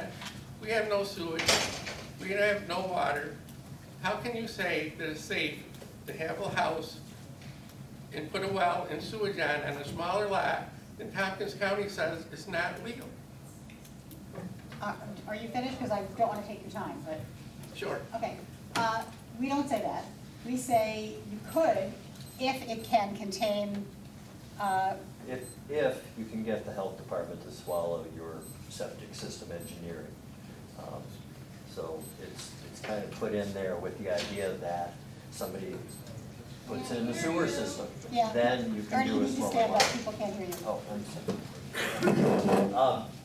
Yeah, so the point was that, we allowed smaller lot size contingent upon the ability to actually provide water and sewer that met state requirements. State generally requires an acre of land for a septic system.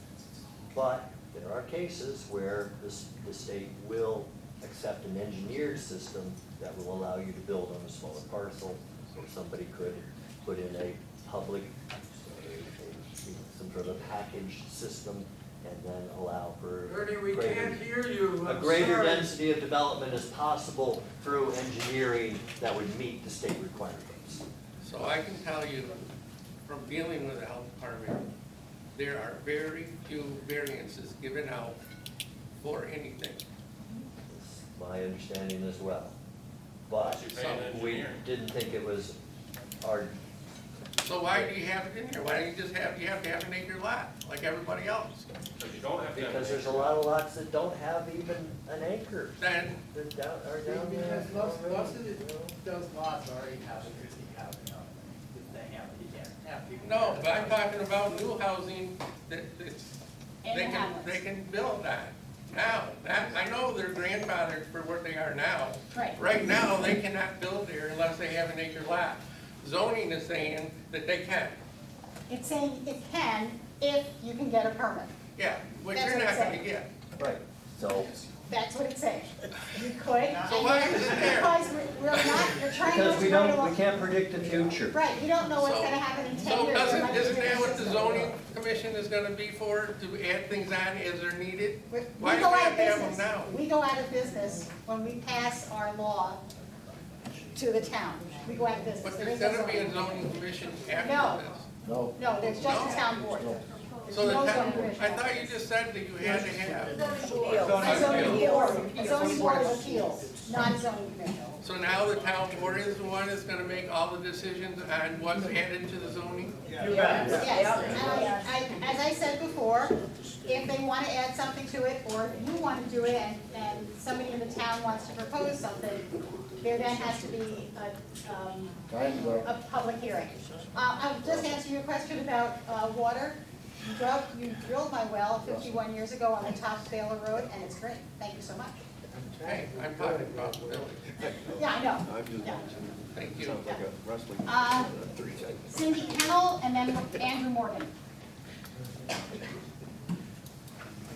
First thing I want to do is help them understand, clearly they weren't sure how many, they don't have a good sense of how many are for or against.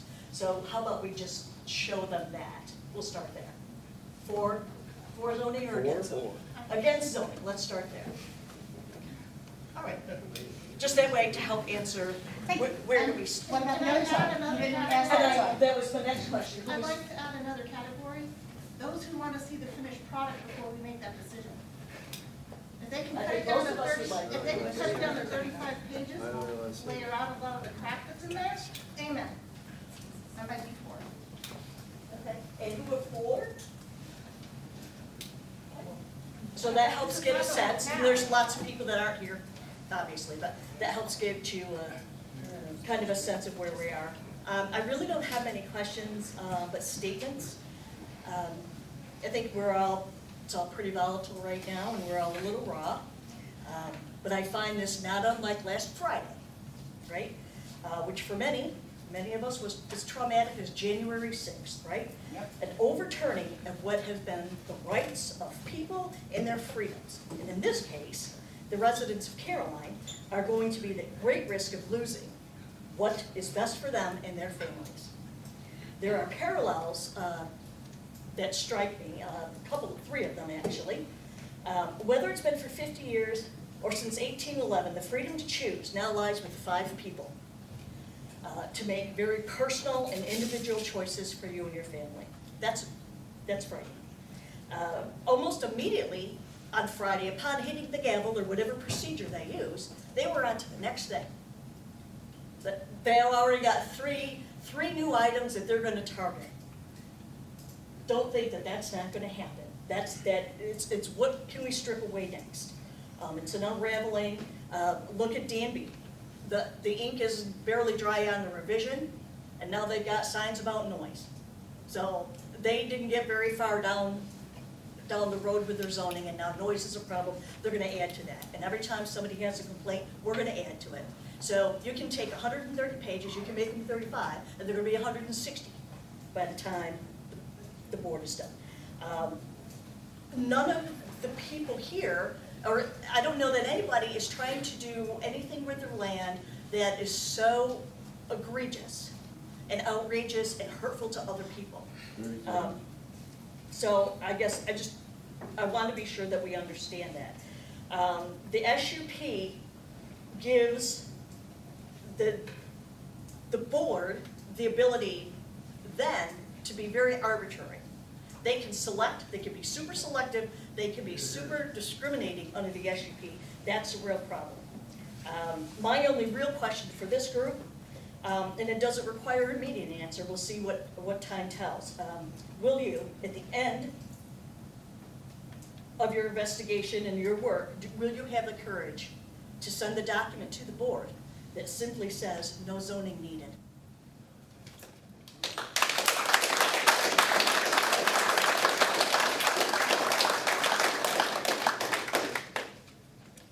Any response? I don't know. I don't know. I will. I'll have the courage.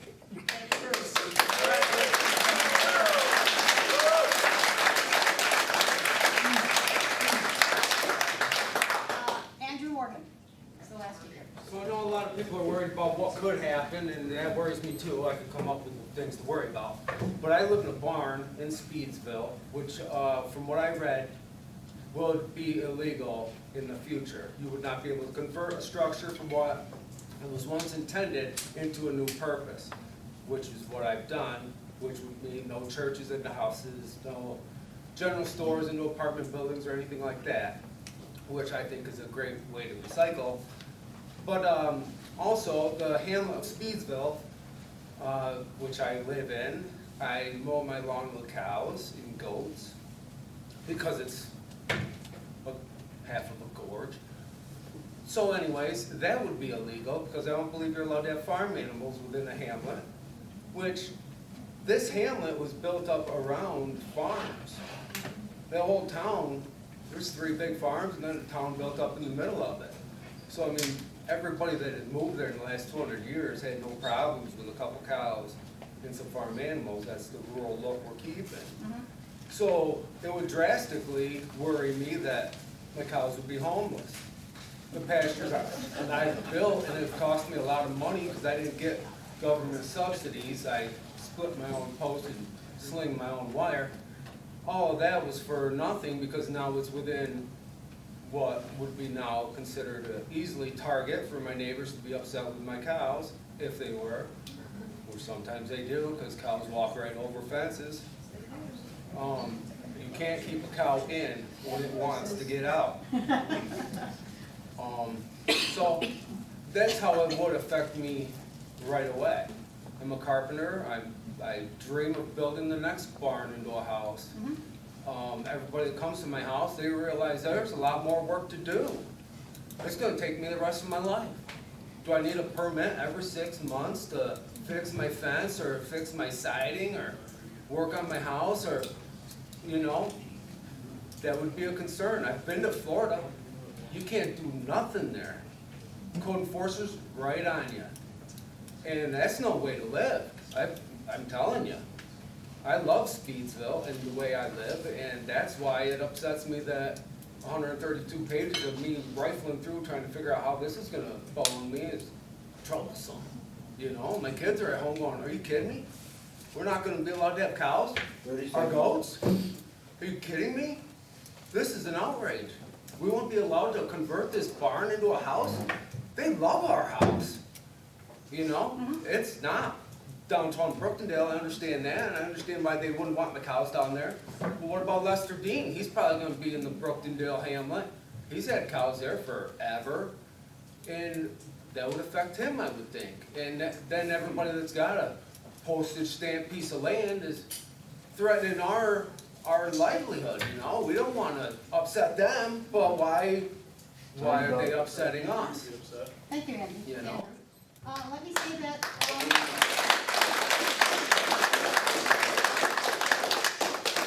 in the use table, it says that, you can have, there's nothing that says you can't have animals in any of the hamlets. It's permitted all the way across. I don't know why you think that. I've been in a lot of areas where zoning is, you can have, an animal that doesn't have a split hoof.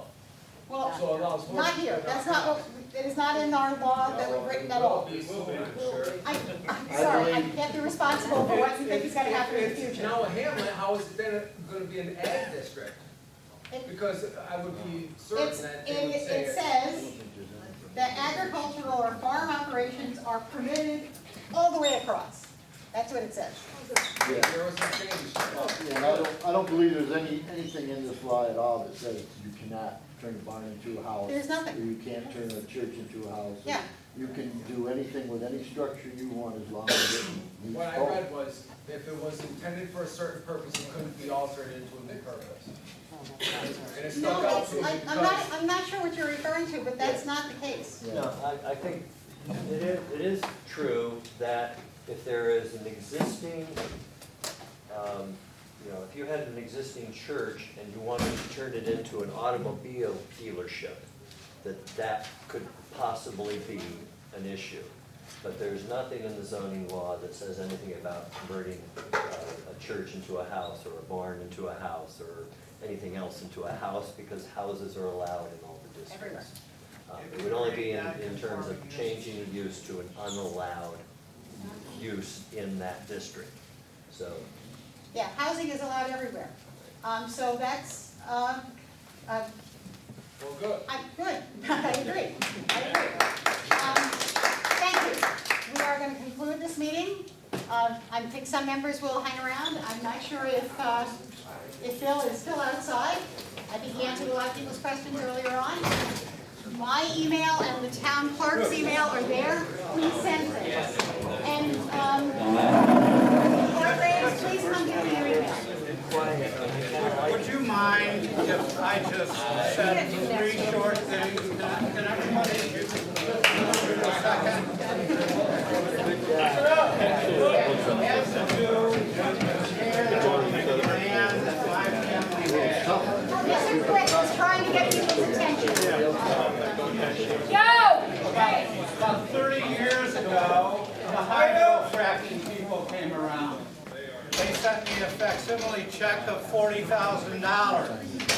I turned them down. More recently, the solar people have come after me. I turned them down. As of 8 o'clock tonight, I had to call the CEO of Abundant Energy, who sent me a letter 2 weeks ago saying they want to buy 60 acres for a solar array on my land to provide discounted electricity to the community. I didn't call them. I believe the land should be as it is, and I believe that all of us landowners feel the same way, and we don't need your help, Mark.